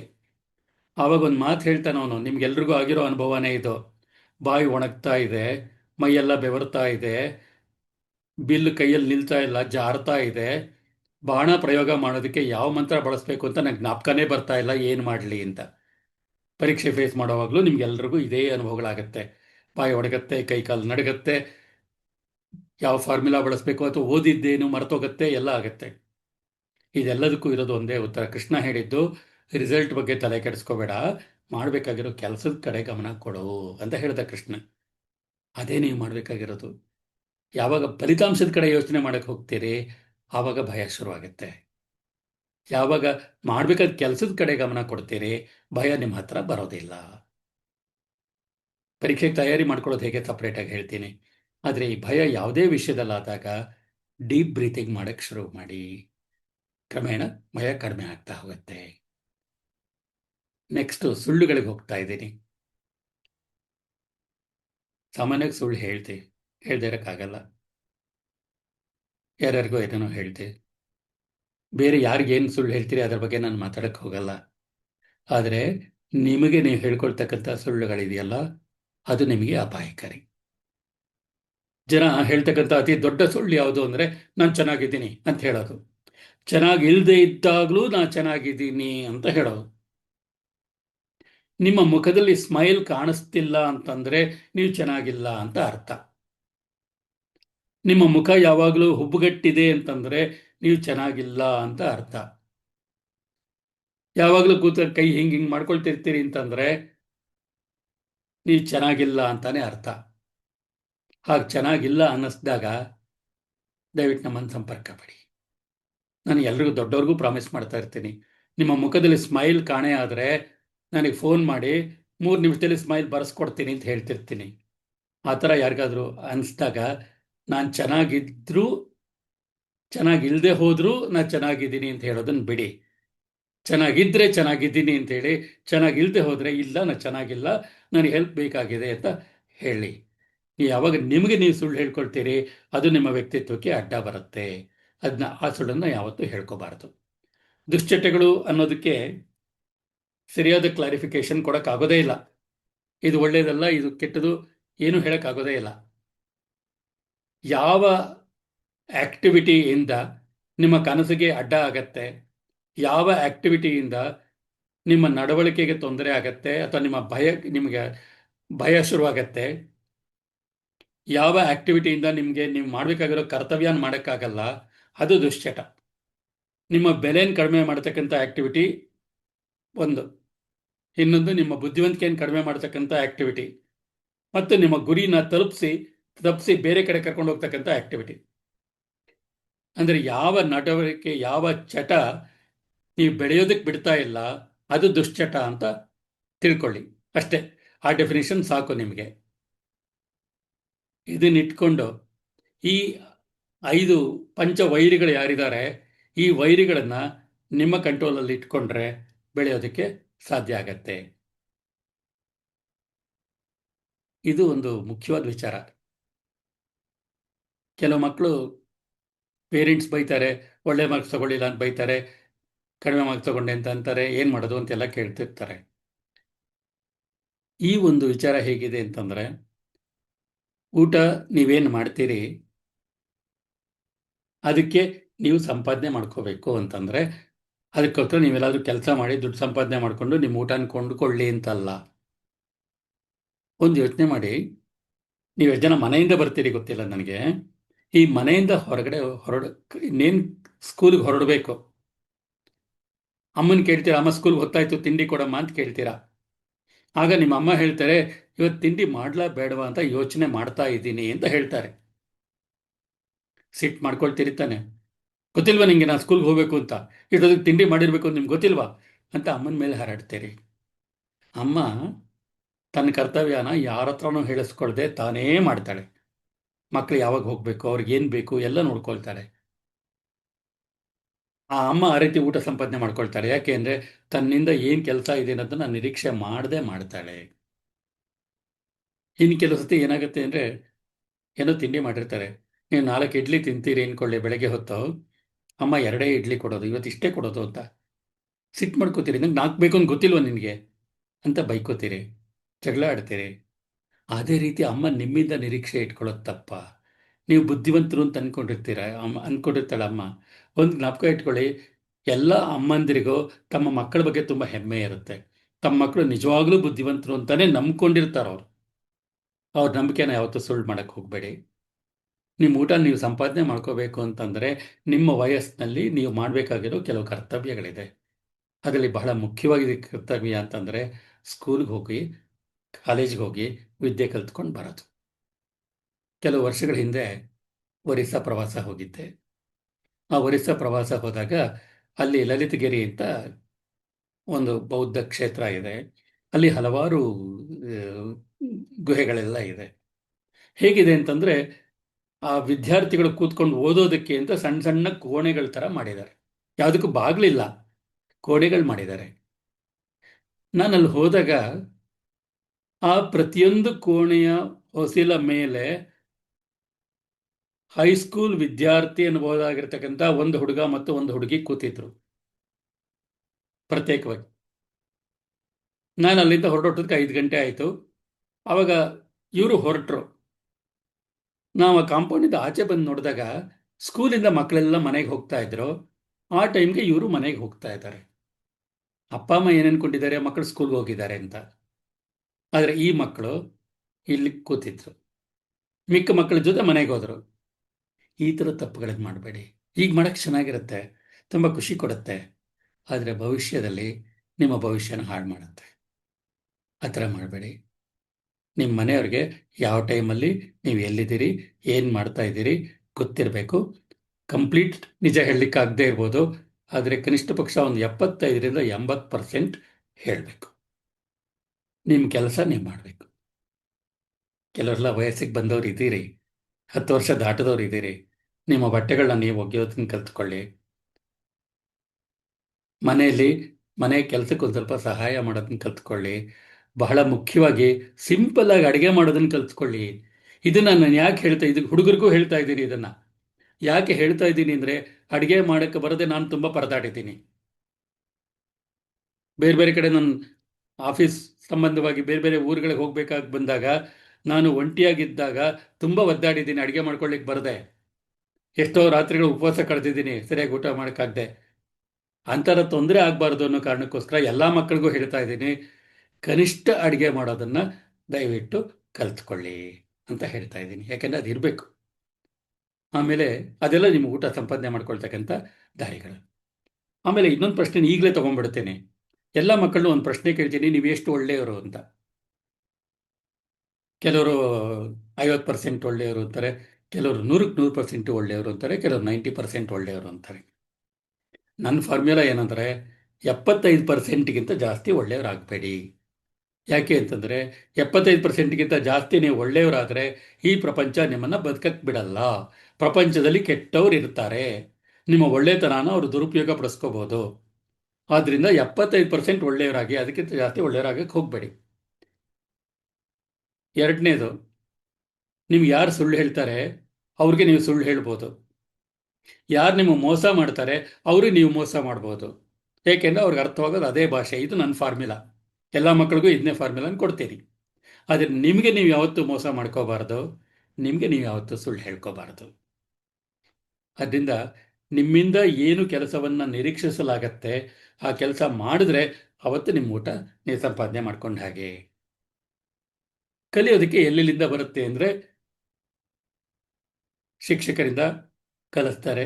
ಅವರು ಟೆಕ್ಸ್ಟು ಎಲ್ಲ ಹೇಳ್ಕೊಡೋದು ಅಷ್ಟೇ ಅಲ್ಲ, ಅವರು ಬೇರೆ ಬೇರೆ ರೀತಿ ವಿದ್ಯೆಗಳನ್ನು ಕಲಿಸ್ತಾ ಇರ್ತಾರೆ, ಬದುಕೋ ರೀತಿ ಹೇಳ್ಕೊಡ್ತಿರ್ತಾರೆ, ಕೆಲವು ಸಮಸ್ಯೆಗಳನ್ನು ನಿಭಾವಣೆ ಮಾಡೋದು ಹೇಳ್ಕೊಡ್ತಿರ್ತಾರೆ. ಫಾರ್ ಎಕ್ಸಾಂಪಲ್ ಮ್ಯಾಥಮೆಟಿಕ್ಸ್ನ ನಾವು ಕಲಿಯೋದು ಏನು ಅಂತಂದರೆ, ಬಹಳ ಮುಖ್ಯವಾಗಿ ಸಮಸ್ಯೆ ಬಂದಾಗ ಅದನ್ನು ಬಿಡಿಸೋದು ಹೇಗೆ ಅಂತ ಕಲಿಯೋದೇ ಲಾಜಿಕ್ ಅದು. ಸೊ ಬೇರೆ ಬೇರೆ ಟೀಚರ್ಸು ಬೇರೆ ಬೇರೆದು ಹೇಳ್ಕೊಡ್ತಿರ್ತಾರೆ, ಸಹಪಾಠಿಗಳು ಏನೇನೋ ಹೇಳ್ಕೊಡ್ತಿರ್ತಾರೆ, ಅದರಿಂದನೂ ಕಲಿತೀರಿ. ಒಂದಷ್ಟು ನೋಡಿ ಕಲಿತೀರಿ, ಒಂದಷ್ಟು ಕೇಳಿ ಕಲಿತೀರಿ, ಇನ್ನು ಕೆಲವನ್ನ ನೀವೇ ಕಲ್ತ್ಕೋತೀರಿ. ಸ್ವಯಂ ನಿಮ್ಗೆ ಈಗಾಗಲೇ ಇರತಕ್ಕಂಥ ಬುದ್ಧಿನ ಬಳಸಿ ಕಲ್ತ್ಕೋತೀರಿ. ಇದರಲ್ಲಿ ಕಲಿಕೆ ಅಂದರೆ ಏನು ಅಂದರೆ, ನಿಮ್ಮ ವ್ಯಕ್ತಿತ್ವನ ಯಾವುದು ಬೆಳಗತ್ತೆ, ನಿಮ್ಮ ವ್ಯಕ್ತಿತ್ವಕ್ಕೆ ಯಾವುದೊಂದು ತಿರುವನ್ನು ಕೊಡುತ್ತೆ, ಅದು ನಿಜವಾದ ಕಲಿಕೆ. ಅದಕ್ಕೆ ಯಾವುದು ಅಡ್ಡ ಬರುತ್ತೆ ಅದು ಕಲಿಕೆ ಅಲ್ಲ. ಇದನ್ನು ಜ್ಞಾಪಕ ಇಟ್ಕೊಳ್ಳಿ. ನೀವು ಕಲಿಬೇಕಾಗಿರೋದು ಎಲ್ಲ ಕಡೆಯಿಂದನೂ ಕಲ್ತ್ಕೊಳ್ತಾ ಹೋಗಬೇಕು. ಇದರಲ್ಲಿ ನಾನು 1ನೇ ಕ್ಲಾಸ್ ಪುಸ್ತಕ ಸಿಕ್ಕರೆ ಅದನ್ನು ಓದ್ತಾ ಇರ್ತೇನೆ. ಯಾಕೆಂದ್ರೆ ಅದರಲ್ಲಿ ಏನಿದೆ ಅಂತ ನೋಡ್ತಕ್ಕಂಥ ಕುತೂಹಲ ಅಷ್ಟೇ. ಸೊ ಕಲಿಕೆ ಅನ್ನೋದಕ್ಕೆ, ಬಸ್ಸಲ್ಲಿ ಹೋಗ್ತಾ ಇರ್ತೀರಿ, ಯಾರೋ ಇಬ್ಬರು ಜಗಳ ಆಡ್ತಿರ್ತಾರೆ, ಅವ್ರ ಜಗಳನ ಗಮನಿಸಿ. ಏನೂ ಕಾರಣ ಇರಲ್ಲ, ಸುಮ್ಮನೆ ಜಗಳ ಆಡ್ತಿರ್ತಾರೆ. ನಿಮ್ಗೆ ಅನ್ಸುತ್ತೆ ಇಂಥ ಕಾರಣಕ್ಕೆ ಜಗಳ ಆಡ್ಬೇಕಾಗಿರೋ ಅಂತ ಅನ್ಕೋತೀರ ನೀವು. ಅದು ಒಂದು ಕಲಿಕೆ. ಈ ಥರ ಗಮನಿಸ್ತಾ ಹೋದರೆ ಯಾವ್ದು ತಪ್ಪು ಏನು ಮಾಡಬಾರ್ದು ಅದನ್ನು ಕಲಿತಾ ಹೋಗ್ತೀರಿ, ಅಬ್ಸರ್ವ್ ಮಾಡ್ತಾ ಹೋಗ್ತೀರಿ. ಅದು ಕಲಿಕೆಗೆ ಒಂದು ದಾರಿ. ಕಲಿತದ್ದನ್ನು ಬಳಸೋದು ಕೌಶಲ್ಯ. ಕಲ್ತಿದ್ದೀರಿ, ಹಲವಾರು ಜನ ಇದ್ದಾರೆ, ಕೆಲವರು PhD ಮಾಡಿದ್ದಾರೆ ಕೆಲವು ಸಬ್ಜೆಕ್ಟ್ಸಲ್ಲಿ, ಕಾಲೇಜಸಲ್ಲಿ ಪಾಠ ಮಾಡೋಕ್ಕೆ ಹೋಗ್ತಾರೆ. ಆ ಸ್ಟೂಡೆಂಟ್ಸನ್ನು ಕೇಳಿದ್ರೆ, ಅಯ್ಯೋ ಅವ್ರು PhD ಮಾಡಿದ್ದಾರೆ ಆದರೆ ಪಾಠ ಮಾಡೋಕ್ಕೆ ಬರಲ್ಲ ಅವ್ರಿಗೆ ಅಂತ. ನಮಗೂ ಕೆಲವು ಇದ್ರು, ನಾವು ಏನಾದರೂ ಅವರು ಓದಿರ್ತಕ್ಕಂಥ ವಿಚಾರದಲ್ಲಿ ಏನಾದರೂ ಪ್ರಶ್ನೆ ಕೇಳಿದ್ರೆ, ನೀನು ಸಡನ್ನಾಗಿ ಕೇಳ್ಬಿಟ್ರೆ ನನಗೆ ಜ್ಞಾಪಕ ಬರಲ್ಲ ಹೇಳಕ್ಕೆ ಅನ್ನೋರು. ಯಾವಾಗ ಕಲ್ತಿದ್ದನ್ನು ನೀವು ಬಳಸಲ್ಲ ಆಗ ನಿಮಗೆ ಕೌಶಲ್ಯ ಇಲ್ಲ. ಈ ಕೌಶಲ್ಯ ಎಲ್ಲಿಂದ ಬರುತ್ತೆ ಅಂದರೆ ಸೃಜನಶೀಲತೆಯಿಂದ. ಯಾವ ರೀತಿ ನೀವು ಕಲಿಯಬಹುದು ಅನ್ನೋದು ತುಂಬ ಮುಖ್ಯ ಆಗತ್ತೆ. ಈ ಹೇಗೆ ಬಳಸ್ತಾರೆ ಅನ್ನೋದಕ್ಕೆ ಒಂದು ಉದಾಹರಣೆ ಕೊಡ್ತೀನಿ. ಒಂದು ಕಂಪ್ನಿಯವರು ಹೇರ್ ಡೈ ಶುರು ಮಾಡಿದ್ರು. ತಲೆಗೆ ಕಪ್ಪು ಬಣ್ಣ ಹಚ್ಕೊಳ್ತಕ್ಕಂಥ ಒಂದು ಹೊಸ ಪ್ರಾಡಕ್ಟನ್ನು ಶುರು ಮಾಡಿದ್ರು. ಅದುವರೆಗೂ ಬೇರೆಯವ್ರ ಮಾರ್ಕೆಟ್ ಇತ್ತು, ಇವರು ನಮ್ಮ ಮಾರ್ಕೆಟ್ ಜಾಸ್ತಿ ತಗೋಬೇಕು ನಾವು ಅಂದ್ಕೊಂಡು ಪ್ರಯತ್ನ ಶುರು ಮಾಡಿದ್ರು. ಆಮೇಲೆ ಮಾರಾಟನ ಅವರು ವಿಶ್ಲೇಷಣೆ ಮಾಡ್ತಾ ಇದ್ದಂಥ ಕಾಲದಲ್ಲಿ ಅವ್ರಿಗೆ ಕಾಣಿಸಿದ್ದು ಏನಂತಂದರೆ, ಹಳ್ಳಿಗಳಲ್ಲಿ ಜಾಸ್ತಿ ಮಾರಾಟ ಆಗ್ತಿದೆ ಅಂತ. ಇವ್ರಿಗೆ ಆಶ್ಚರ್ಯ ಆಯಿತು. ಕೂದಲನ್ನು ಕಪ್ಪಗೆ ಮಾಡಿಕೊಳ್ಳುವಂಥ ಮಾರ್ಕೆಟು, ಅರ್ಬನ್ ಮಾರ್ಕೆಟು, ನಗರದಲ್ಲಿರ್ತಕ್ಕಂಥ ಮಾರ್ಕೆಟು, ಹಳ್ಳಿಗಳವ್ರು ಯಾಕೆ ಇಷ್ಟೊಂದು ತಗೋತಿದ್ದಾರೆ ಅಂತ ಇವ್ರಿಗೆ ಆಶ್ಚರ್ಯ ಆಯಿತು. ಅದು ಪ್ರಮಾಣ ಮ್ಯಾಚ್ ಆಗ್ತಿರ್ಲಿಲ್ಲ. ನಗರಗಳಲ್ಲಿ ಏನು ಮಾರಾಟ ಆಗ್ತಿತ್ತು ಅದರ ಅನೇಕ ಪಟ್ಟು ಜಾಸ್ತಿ ಹಳ್ಳಿಗಳಲ್ಲಿ ಮಾರಾಟ ಆಗ್ತಿತ್ತು. ಇವ್ರಿಗೆ ಅರ್ಥ ಆಗಲಿಲ್ಲ ಯಾಕೆ ಇಷ್ಟೊಂದು ಮಾರಾಟ ಆಗ್ತಿದೆ ಹಳ್ಳಿಗಳಲ್ಲಿ ಅಂತ. ನೋಡಕ್ಕೆ ಹೋದರು. ಅಲ್ಲಿ ಹೋದಾಗ ಹಳ್ಳಿಯವರು ಅದನ್ನು ಯಾತಕ್ಕೆ ಬಳಸ್ತಾ ಇದ್ರು ಅಂತ ಕೇಳಿದಾಗ ಇವ್ರಿಗೂ ಶಾಕ್ ಆಯಿತು. ಹಳ್ಳಿಯಲ್ಲಿ ಏನು ಮಾಡ್ತಿದ್ರಂತೆ, ಆ ಹೇರ್ ಡೈ ತಗೊಂಡು ಎಮ್ಮೆಗಳಿಗೆ ಬಳಿತಾ ಇದ್ರಂತೆ. ಎಮ್ಮೆಗಳು ಕಪ್ಪಗೆ ಕಾಣಿಸಿದಷ್ಟು ಮಾರ್ಕೆಟಲ್ಲಿ ಬೆಲೆ ಜಾಸ್ತಿ, ಅದಕ್ಕೆ ಆ ಥರ ಮಾಡ್ತಾ ಇದ್ರಂತೆ. ಅದು ಕೌಶಲ್ಯ. ಅಡುಗೆ ಮಾಡೋದಲ್ಲೂ ಅಷ್ಟೇ, ಎಲ್ಲ ಇಂಗ್ರೀಡಿಯೆಂಟ್ಸು ಇರುತ್ತೆ, ಯಾವುದನ್ನೋ ಬಳಸ್ಕೊಂಡು ಏನೋ ಮಾಡ್ತೀರಿ. ತರ್ಲಾ ದಲಾಲ್ ಅಂತ ಒಬ್ಬ ವ್ಯಕ್ತಿ ಇದ್ದಾಳೆ, ಇವತ್ತು ಆಕೆ ಅಂತಾರಾಷ್ಟ್ರೀಯ ಖ್ಯಾತಿಯ ಅಡಿಗೆ ಮಾಡತಕ್ಕಂಥ ವ್ಯಕ್ತಿ. 150ಕ್ಕಿಂತ ಹೆಚ್ಚು ರೊಟ್ಟಿಗಳನ್ನು ಮಾಡ್ತಾಳಂತೆ ಅವಳು. ಪುಸ್ತಕ ಬರುತ್ತಲ್ಲ ಆಮೇಲೆ. ಯಾಕಷ್ಟೊಂದು ಮಾಡಕ್ಕೆ ಹೋದ್ಲು ಅಂದರೆ ಅವಳ ಮಗ ರೊಟ್ಟಿ ತಿಂತಾ ಇರ್ಲಿಲ್ವಂತೆ. ಅದಕ್ಕೆ ಅವನನ್ನ ತಿನ್ನೋ ಅಂತ ಪುಸ್ಲಾಯಿಸಕ್ಕೆ ಒಂದೊಂದು ದಿನ ಒಂದೊಂದು ವೆರೈಟಿ ಮಾಡ್ತಾ ಇದ್ಲಂತೆ. ಹಾಗೆ ಮಾಡ್ತಾ ಮಾಡ್ತಾ 150 ವೆರೈಟಿ ಆಗೋಯ್ತು. ಕೊನೆಗೆ ಯಾರೋ ಹೇಳಿದ್ರು, ಇಷ್ಟೊಂದು ವೆರೈಟಿ ಯಾರಿಗೂ ಮಾಡಕ್ಕೆ ಬರಲ್ಲ, ನೀನೊಂದು ಪುಸ್ತಕ ಬರೀ ಅಂತ. ಪುಸ್ತಕ ಬರೆದ್ಲು, ಫೇಮಸ್ ಆಗಿಬಿಟ್ಲು. ಇವತ್ತು ಅಂತಾರಾಷ್ಟ್ರೀಯ ಮಟ್ಟದಲ್ಲಿ ಅವಳು ಮಾಡ್ತಾ ಇದ್ದಿದ್ದು ಬರೀ ಮಗನಿಗೆ ಊಟ ಮಾಡಿಸೋಕ್ಕೆ. ಅದು ಕೌಶಲ್ಯ. ಈ ರೀತಿ ಸಣ್ಣ ಸಣ್ಣ ಕೌಶಲ್ಯಗಳು ನಿಮ್ಮಲ್ಲಿರುತ್ತೆ. ಅದನ್ನು ಬೆಳೆಸ್ಕೊಳ್ತಾ ಹೋಗ್ಬೇಕು. ನೀವು ಏನು ಕಲ್ತಿದ್ದೀರಿ ಅದನ್ನು ಹೇಗೆ ಬೆಳೆಸೋದು. ಒಂದು ಜ್ಞಾಪಕ ಇಟ್ಕೊಳ್ಳಿ, ನೀವು ಏನು ಓದ್ತೀರಿ ಅದನ್ನು ಎಲ್ಲಿ ಹೇಗೆ ಬಳಸ್ಕೋತೀರಿ ಅದು ನಿಜವಾದ ಕೌಶಲ್ಯ. ಸೃಜನಶೀಲತೆ, ಕ್ರಿಯೇಟಿವಿಟಿ ಅಂದರೆ ಅದೇ. ಇದನ್ನು ಯಾರೋ ಪ್ರಶ್ನೆ ಕೇಳಿದ್ದಾರೆ, ಫೇಲ್ ಆಗ್ತಾ ಇದ್ರೆ ಏನು ಮಾಡೋದು. ನೀವು ಯಾವಾಗ ನಿಮ್ಮ ಪ್ರಯತ್ನ ಕೈ ಬಿಡ್ತೀರಿ ಆವತ್ತು ನಿಜವಾಗ್ಲೂ ಫೇಲ್ ಆದಂಗೆ ನೀವು. ನಮ್ಮಲ್ಲಿ ಮನೋಜ್ ಪಾಂಡೆ ಅಂತ ಒಬ್ಬ ವ್ಯಕ್ತಿ ಇದ್ದ. ಆತ ಸೈನ್ಯ ಸೇರಬೇಕು ಅಂತ ಹೋದ. ಸಾಮಾನ್ಯವಾಗಿ ಸೈನ್ಯಕ್ಕೆ ಹೋಗ್ಬೇಕಾದ್ರೆ ಫ್ಯಾಮಿಲಿ ಬ್ಯಾಕ್ಗ್ರೌಂಡ್ ಆರ್ಮಿದಿರುತ್ತೆ, ಇಲ್ಲ ಬೇರೆ ಯಾವುದೋ ರೀತಿ ಸೈನ್ಯಕ್ಕೆ ಎಕ್ಸ್ಪೋಸ್ ಆಗಿರ್ತಾರೆ. ಇವನಿಗೆ ಆ ಥರದ್ದು ಎಕ್ಸ್ಪೋಜರ್ ಇರಲಿಲ್ಲ. ಅವ್ರು ಕೇಳಿದ್ರು, ನೀನು ಯಾವ ಉದ್ದೇಶ ಇಟ್ಕೊಂಡು ಸೈನ್ಯಕ್ಕೆ ಸೇರ್ಕೊಳಕ್ಕೆ ಬಂದೆ ಅಂತ. ಅವನು ಹೇಳ್ತಾನೆ, ನನಗೆ ಪರಮವೀರ ಚಕ್ರ ಪಡ್ಕೋಬೇಕು ಅಂತ ಆಸೆ ಇದೆ ಅಂತ. ಯುದ್ಧದಲ್ಲಿ ತುಂಬ ಅದ್ಭುತವಾಗಿ ಹೋರಾಡಿದಂಥವ್ರಿಗೆ ಕೊಡ್ತಕ್ಕಂಥ ಇದು ಪರಮವೀರ ಚಕ್ರ. ಅಲ್ಲಿ ಪುಸ್ತಕ ಇದೆ, ಕಾಣ್ತಾ ಇರ್ಬೋದು ಕೆಲವರಿಗೆ. 21 ಜನ ಇದ್ದಾರೆ ಆ ಥರ ಪಡಿಸ್ಕೊಂಡವರು. ಅವ್ರ ಮೇಲೆ ನಾನು ಬರೆದಿರೋ ಪುಸ್ತಕ ಅದು. ಅವನು ಹೇಳ್ದ, ಚೆನ್ನಾಗಿ ಪ್ರಯತ್ನ ಮಾಡ್ದ, ಕ್ಯಾಪ್ಟನ್ ಆದ. ಆಮೇಲೆ ಪರಮವೀರ ಪ್ರಶಸ್ತಿನೂ ಬಂತು ಅವನಿಗೆ. 71ನೇ ಇಸ್ವಿ ಯುದ್ಧದಲ್ಲಿ, 71ನೇ ಇಸ್ವಿಯಲ್ಲಿ ನಡೆದ ಯುದ್ಧದಲ್ಲಿ ಆತನಿಗೆ ಪರಮವೀರ ಬಂತು. ಆತ ಬದುಕಿಲ್ಲ ಪಾಪ, ಹುತಾತ್ಮನಾಗಿ ಪರಮವೀರ ಪಡ್ಕೊಂಡ. ಆದರೆ ಆ ಗುರಿ ಇಟ್ಕೊಂಡ, ಬರ್ಕೊಂಡ. ಅವನು ಡೈರಿನಲ್ಲಿ ಒಂದು ಕಡೆ ಬರ್ಕೊಂಡಿದ್ದಾನೆ. ಆ ಮಾತು ನಿಮಗೆ ಮುಖ್ಯ ಆಗತ್ತೆ. ಕೆಲವು ಕನಸುಗಳು ಹೇಗಿರುತ್ತೆ ಅಂದರೆ ಅದಕ್ಕೆ ಪ್ರಯತ್ನ ಮಾಡೋದೇ ಒಂದು ದೊಡ್ಡ ಖುಷಿ ಅಂತ. ಸೊ ಆ ಪ್ರಯತ್ನನ ಬಿಡಬೇಡಿ. ಆ ಪ್ರಯತ್ನ ಮಾಡೋದಿದೆಯಲ್ಲ ಅದೇ ಯಶಸ್ಸು. ನೀವು ಯಾವಾಗ ಇದು ನನ್ನ ಕೈಲಿ ಆಗಲ್ಲ ಅಂತ ಬಿಡ್ತೀರಿ ಆವತ್ತು ನೀವು ಫೇಲ್ ಆದಂಗೆ. ಈ ಪರೀಕ್ಷೆಯಲ್ಲಿ ಫೇಲ್ ಆಗೋದು ಅದೆಲ್ಲ ಬಿಡಿ, ಅದು ಲೆಕ್ಕ ಅಲ್ಲ. ಆದರೆ ಜೀವನದಲ್ಲಿ ಫೇಲ್ ಆಗಬಾರ್ದು, ಅದನ್ನ ಜ್ಞಾಪಕ ಇಟ್ಕೊಳ್ಳಿ. ಓದಿನ ಬಗ್ಗೆ ತುಂಬ ಜನ ಕೇಳಿದ್ದಾರೆ, ಎಷ್ಟೊತ್ತು ಓದಬೇಕು, ನಮ್ಮ ಆಕ್ಟಿವಿಟಿ ಏನಿರಬೇಕು, ತುಂಬ ಜನ ಕೇಳಿದ್ದಾರೆ. ಒಂದು ಜ್ಞಾಪಕ ಇಟ್ಕೋಬೇಕಾಗಿರೋದು ನೀವೇನಂತಂದರೆ, ನಿಮ್ಮ ದೇಹ ಮತ್ತು ಮನಸ್ಸು ಎರಡೂ ಒಟ್ಟಿಗೆ ಕೆಲಸ ಮಾಡಿದಾಗ ನೆಮ್ಮದಿ ಇರುತ್ತೆ. ಯಾವಾಗ ದೇಹ ಮತ್ತು ಮನಸ್ಸು ಒಟ್ಟಿಗೆ ಕೆಲಸ ಮಾಡೋದಿಲ್ಲ ಆವಾಗ ಹೊಂದಾಣಿಕೆ ಆಗೋದಿಲ್ಲ. ನಿಮ್ಮ ವಯಸ್ಸಿನಲ್ಲಿ ದಿನಕ್ಕೆ 7 ತಾಸು ನಿದ್ದೆ ಅತ್ಯಗತ್ಯ. ಈ 7 ತಾಸಿನ ನಿದ್ದೆನ ಒಂದೇ ಹಂತದಲ್ಲಿ ಮಾಡಬೇಕು ಅಂತಿಲ್ಲ, 2 ಹಂತದಲ್ಲಿ ಮಾಡಿ, ತೊಂದರೆ ಇಲ್ಲ. ಆದರೆ 24 ಗಂಟೆಗಳ ಅವಧಿಯಲ್ಲಿ 7 ತಾಸು ನಿದ್ದೆ ತುಂಬ ಇಂಪಾರ್ಟೆಂಟು. ಅದನ್ನು ಜ್ಞಾಪಕ ಇಟ್ಕೊಳ್ಳಿ. ಅದಕ್ಕೆ ಕಡಿಮೆ ಆಗಕ್ಕೆ ಬಿಡಬೇಡಿ. ಕಡಿಮೆ ಆದರೆ ನಿದ್ದೆ ಸಾಲಿಲ್ಲ ಅಂತ ಆಗತ್ತೆ. ಎರಡನೇದು, ಕನಿಷ್ಠ 1 ತಾಸು ಫಿಸಿಕಲ್ ಎಕ್ಸರ್ಸೈಸ್ ಆಗಬೇಕು. ಫಿಸಿಕಲ್ ಎಕ್ಸರ್ಸೈಸ್ ಅಂದರೆ ಇವತ್ತು ಅನೇಕ ಶಾಲೆಗಳಲ್ಲಿ ಮೈದಾನಗಳು ಇರಲ್ಲ. ಫಿಸಿಕಲ್ ಆಕ್ಟಿವಿಟಿ ಇರ್ತಕ್ಕಂಥ ಯಾವುದೇ ಆಟ ಆಡ್ಬೋದು ನೀವು. ಫುಟ್ಬಾಲ್ ಇರ್ಬೋದು, ವಾಲಿಬಾಲ್ ಇರ್ಬೋದು, ಹಾಕಿ ಇರ್ಬೋದು, ಕ್ರಿಕೆಟ್ ಇರ್ಬೋದು, ಖೋ ಖೋ ಇರ್ಬೋದು, ಓಡ್ತಕ್ಕಂಥ ಕೆಲಸಗಳು ಯಾವುದೇ ಮಾಡ್ಬೋದು.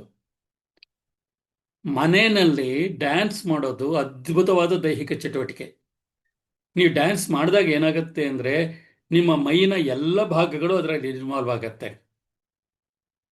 ನನ್ನ ಒಂದು ಸಲಹೆ ಏನಂದರೆ, ನಿಮಗೆ ನಿಜವಾಗ್ಲೂ ಒಳ್ಳೆ ಡ್ಯಾನ್ಸ್ ಮಾಡೋಕ್ಕೆ ಬಂದರೆ ರೂಮ್ ಬಾಗಿಲು ತೆಕ್ಕೊಂಡು ಡ್ಯಾನ್ಸ್ ಮಾಡಿ. ಡ್ಯಾನ್ಸ್ ಮಾಡೋಕ್ಕೆ ಬರಲ್ಲ ಅಂದರೆ ರೂಮ್ ಬಾಗಿಲು ಹಾಕ್ಕೊಂಡು ಡ್ಯಾನ್ಸ್ ಮಾಡಿ ಅಂತ. ಡ್ಯಾನ್ಸ್ ಮಾಡೋಕ್ಕೆ ಬರದೇ ಇರೋರು ಡ್ಯಾನ್ಸ್ ಮಾಡೋದು ಹೇಗೆ ಅಂತ ಕೇಳಿದ್ರೆ, ನಿಮ್ಮ ಕೈ ಕಾಲುಗಳನ್ನು ಏಕಕಾಲದಲ್ಲಿ ಬೇರೆ ಬೇರೆ ದಿಕ್ಕಲ್ಲಿ ಬಿಸಾಕೋದೇ ಡ್ಯಾನ್ಸು.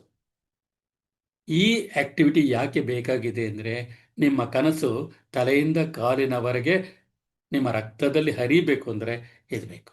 ಯಾವಾಗ ನೀವು ಈ ದೈಹಿಕ ಚಟುವಟಿಕೆ ಮಾಡದೆ ಒಂದೇ ಕಡೆ ಕೂತಿರ್ತೀರಿ ಅಥವಾ ಹೆಚ್ಚು ನಿರಾಯಾಸಕರ ಕೆಲಸದಲ್ಲಿ ತೊಡಗಿರ್ತೀರಿ, ನಿಮ್ಮ ಬ್ರೈನ್ ಸರಿಯಾಗಿ ಕೆಲಸ ಮಾಡಲ್ಲ, ದೇಹಕ್ಕೆ ಸ್ಟ್ರೆಸ್ ಆಗುತ್ತೆ. ಆ ದೇಹಕ್ಕೆ ಸ್ಟ್ರೆಸ್ ಆಗಬಾರ್ದು ಅಂತಂದರೆ ಈ ಚಟುವಟಿಕೆ ತುಂಬ ಮುಖ್ಯ. ನಡೆಯೋದು, ಓಡೋದು ಎಲ್ಲ ತುಂಬ ಮುಖ್ಯ ಆಗುತ್ತೆ. ನಮ್ಮ ಎನ್ ಮೂರ್ತಿರಾಯರು ಅಂತ ಇದ್ರು. ಅವ್ರಿಗೆ 98ನೇ ವಯಸ್ಸು. ಆವಾಗ ಬರ್ತ್ಡೇ ಮಾಡಿದಾಗ ನಮ್ಮ ಮೈಸೂರು ಯೂನಿವರ್ಸಿಟಿ ಪ್ರಭುಶಂಕರ್ ಅವರು ಹಾಸ್ಯ ಮಾಡಿದ್ರಂತೆ, ಈ ಮನುಷ್ಯನಿಗೆ ದುರಾಸೆ, ಈಗಲೂ ಚೆನ್ನಾಗಿ ಆರೋಗ್ಯವಾಗಿರಬೇಕು ಅಂತ ದಿನಕ್ಕೆ 6 ಮೈಲಿ ನಡೀತಾನೆ ಈ ಮನುಷ್ಯ ಅಂತ ಹೇಳಿದ್ರಂತೆ. ಅದಕ್ಕೆ ಮೂರ್ತಿರಾಯರು ಹೇಳಿದ್ರಂತೆ, 98 ವರ್ಷದ ಮೂರ್ತಿರಾಯರು ಹೇಳಿದ್ದು, ಹೇ ಪ್ರಭುಶಂಕರ ಸುಳ್ಳು ಹೇಳ್ತಾರೆ, ನಂಬೇಡಿ, ನಾನು ನಡೆಯೋದು ಬರೀ 3 ಮೈಲಿ ಅಷ್ಟೇ, ಆಮೇಲೆ ವಾಪಸ್ ಬಂದ್ಬಿಡ್ತೀನಿ ಅಂದ್ರಂತೆ. ಯೋಚನೆ ಮಾಡಿ ಎಷ್ಟು ಒಳ್ಳೆ ಎಕ್ಸಸೈಸ್ ಅಂತ. ಆ ರೀತಿಯ ದೈಹಿಕ ಚಟುವಟಿಕೆಗಳು ಇರಬೇಕು. ಕನಿಷ್ಠ 1 ತಾಸು ಯೋಗ್ಯ ರೀತಿಯ ಮನೋಲ್ಲಾಸ ಇರಬೇಕು, ಮನರಂಜನೆ, ಎಂಟರ್ಟೈನ್ಮೆಂಟ್. ಈ ಎಂಟರ್ಟೈನ್ಮೆಂಟ್ ಹೇಗಿರಬೇಕು ನೀವೇ ಯೋಚನೆ ಮಾಡಿ. At the end of the environment, whatever entertainment you go through, ತಿರುಗಿ ಅದಕ್ಕೆ ವಾಪಸ್ ಹೋಗಬೇಕು ಅನ್ನೋಂಥ ಭಾವನೆ ಸೃಷ್ಟಿ ಆಗಬಾರ್ದು. ಯಾವಾಗ ತಿರುಗಿ ವಾಪಸ್ ಹೋಗಬೇಕು ಅಂತ ಅನ್ಸುತ್ತೆ, ಅದು ಚಟ ಆಗ್ಬೋದು. ಆ ಮನರಂಜನೆ ಆದಾಗ ರಿಲ್ಯಾಕ್ಸ್ ಆಯ್ತಪ್ಪ ನನಗೆ, ಈಗ ನಾನು ಈ ಕೆಲಸ ಮಾಡ್ಬೋದು, ಮನಸ್ಫೂರ್ತಿ ನಿರಾಳ ಆಯಿತು, ಈಗ ನಾನು ಓದಿನ ಕಡೆ ಗಮನ ಕೊಡ್ಬೋದು ಅಂತ ಅನ್ಸುತ್ತೆ. ಅಂಥ ಚಟುವಟಿಕೆಗಳು ದಿನಕ್ಕೆ 1 ಅವರ್ ಇರಬೇಕು. ಇವತ್ತು ಎಷ್ಟೋ ಕಡೆ ಕೂತ್ಕೊಂಡು ಹರಟೆ ಹೊಡೆಯೋದು ಕೂಡ ಬಿಟ್ಟೋಗ್ಬಿಟ್ಟಿದೆ. ಮನೆ ಜನ ಕೂಡ ಒಟ್ಟಿಗೆ ಸೇರೋಕ್ಕಾಗ್ತಾ ಇಲ್ಲ. ಆ ಆ ರೀತಿ ಹಂಚ್ಕೊಡೋದಿದೆಯಲ್ಲ, ಅದು ತುಂಬ ಇಂಪಾರ್ಟೆಂಟ್. ಪ್ರತಿದಿನ 10 ನಿಮಿಷನಾದರೂ ಪಠ್ಯನ ಬಿಟ್ಟು ಓದಬೇಕು. ಮಾಸ್ಟರ್ ಹಿರಣ್ಯ ಹೆಸರು ನೀವು ಕೇಳಿರ್ತೀರಿ. ಅವರು ನಾಟಕ ಆಡುತ್ತಾ ಇದ್ರು. ಒಂದ್ಸತಿ ಡಿ ವಿ ಜಿನ ಮೀಟ್ ಮಾಡಕ್ಕೆ ಹೋಗಿದ್ದಾಗ ಡಿ ವಿ ಜಿ ಕೇಳ್ತಾರೆ ಅವ್ರನ್ನ, ನೀ ಬರೀ ನಾಟಕ ಆಡೋದೇನಾ ಅಥವಾ ಏನಾದರೂ ಓದೋದು ಇಟ್ಕೊಂಡಿದೀಯಾ ಅಂತ ಕೇಳ್ತಾರೆ. ಅದಕ್ಕೆ ಮಾಸ್ಟರ್ ಹಿರಣ್ಯ ಹೇಳ್ತಾರೆ, ನಮಗೆ ನಾಟಕ ಆಡಿಸೋದು, ಅದ್ರ ಕಲೆಕ್ಷನ್ ಎಷ್ಟಾಯಿತು, ಸಾಲ ಏನಾದರೂ ಜಾಸ್ತಿ ಆಯಿತಾ, ಏನಾದರೂ ಲಾಭ ಬಂತಾ, ಇದ್ರ ಕಡೆನೇ ಗಮನ ಹೋಗ್ಬಿಡತ್ತೆ, ಇನ್ನು ನಾನು ಓದಕ್ಕೆ ಎಲ್ಲಿಂದ ಟೈಮ್ ತರಲಿ ಅಂತ ಕೇಳ್ತಾರೆ. ಮಾಸ್ಟರ್ ಹಿರಣ್ಯ ಅವ್ರಿಗೆ ಕುಡಿಯೋ ಅಭ್ಯಾಸ ಇತ್ತು.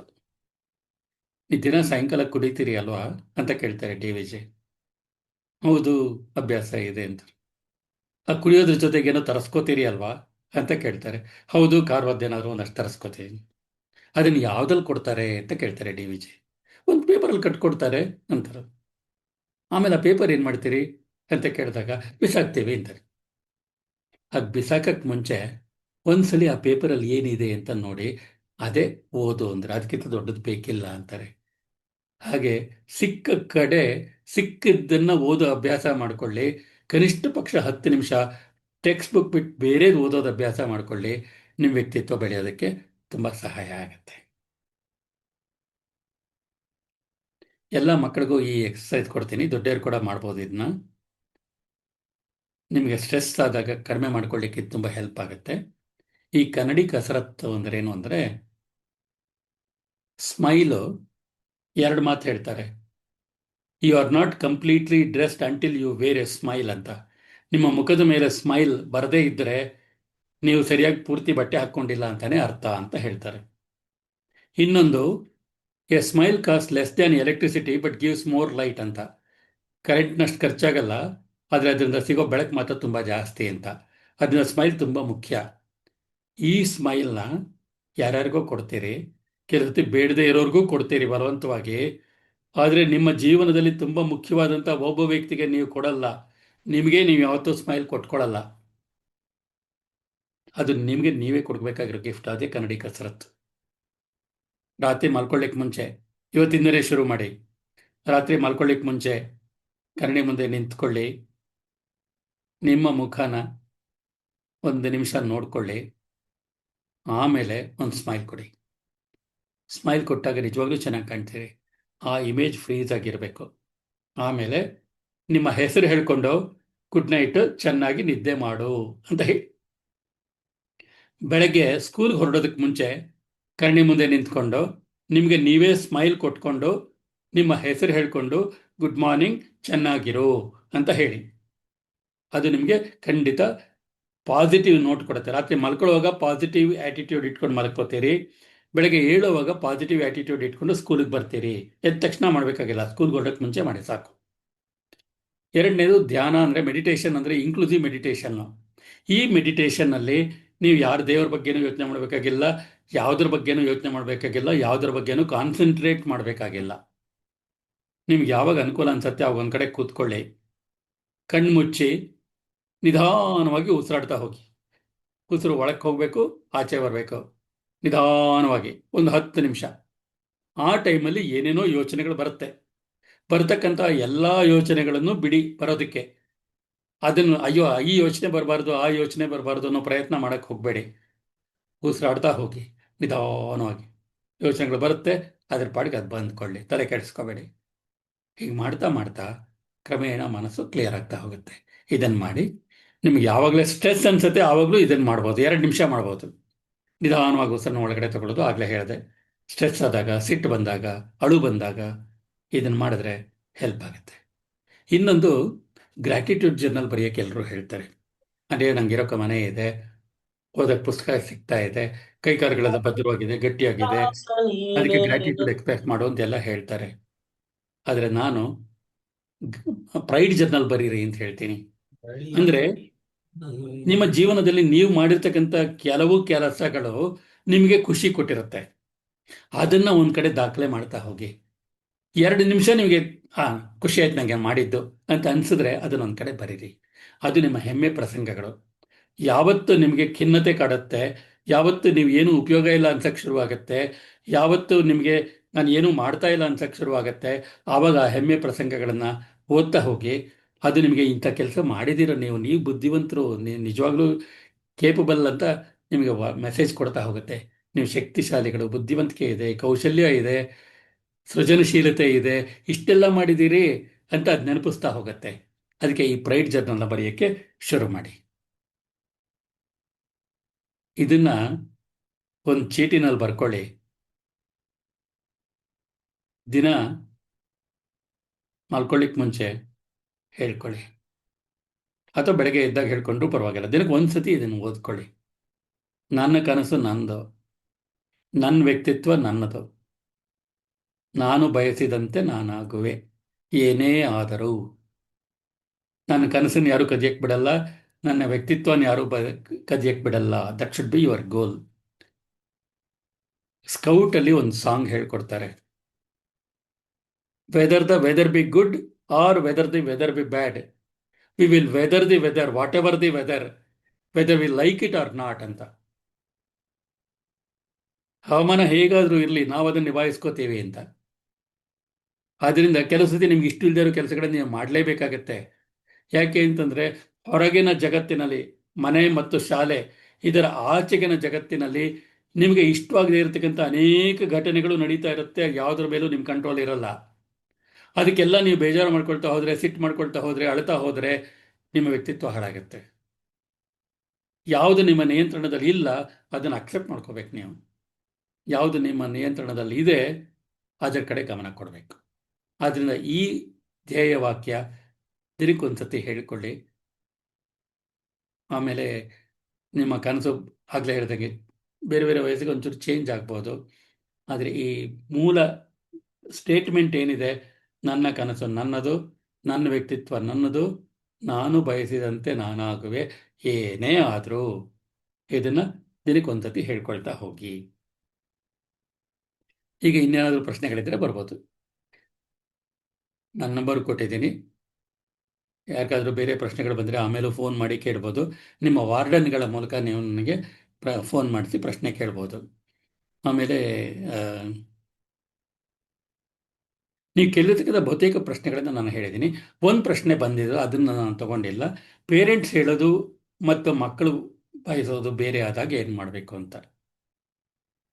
ಇದು ಸಾಧ್ಯತೆ ಇದೆ. ಆ ಥರ ಆದಾಗ ದಯವಿಟ್ಟು ನಿಮ್ಮ ಮೇಸ್ಟರ್ಗೆ ಅದನ್ನು ಹೇಳಿ, ಪೇರೆಂಟ್ಸ್ ಜೊತೆ ಮಾತಾಡ್ಸಕ್ಕೆ ಹೇಳಿ. ಆಗಬೇಕಿದ್ರೆ ನಾವು ಮಾತಾಡ್ಬೋದು. ಆದರೆ ಪೇರೆಂಟ್ಸು ನಿಮ್ಗೇನಾದರೂ ಹೇಳಬೇಕಾದ್ರೆ ಅವರು ಕೆಲವು ಪ್ಯಾರಾಮೀಟರ್ಸ್ ಇಟ್ಕೊಂಡಿರ್ತಾರೆ. ಆ ಪ್ಯಾರಾಮೀಟರ್ಸಲ್ಲಿ ನಿಮ್ಮ ವ್ಯಕ್ತಿತ್ವ ಪೂರ್ತಿ ಅವ್ರಿಗೆ ಪರಿಚಯ ಇರಲ್ಲ. ಅವ್ರು ನಿಮ್ಮನ್ನು ಸಾಕುವಾಗ ನಿಮ್ಗೇನು ಗೊತ್ತಿಲ್ಲ ಅಂದ್ಕೊಂಡೇ ಸಾಕ್ತಿರ್ತಾರೆ. ಅದರಿಂದ ನಿಮ್ಗೆ ಎಷ್ಟು ಬುದ್ಧಿ ಇದೆ, ಎಷ್ಟು ಕೌಶಲ್ಯ ಇದೆ ಅನ್ನೋದನ್ನ ಅವರು ತಿಳ್ಕೊಂಡಿರಲ್ಲ. ಅದರಿಂದ ಮಾತಾಡ್ತಿರ್ತಾರೆ ಅವರು. ಆದರೆ ನಿಮ್ಮ ನಿಜವಾದ ಕೌಶಲ್ಯ ಪರಿಚಯ ಮಾಡಿಕೊಡೋದು ನಿಮಗೆ ಇಂಪಾರ್ಟೆಂಟ್. ಓಕೆ?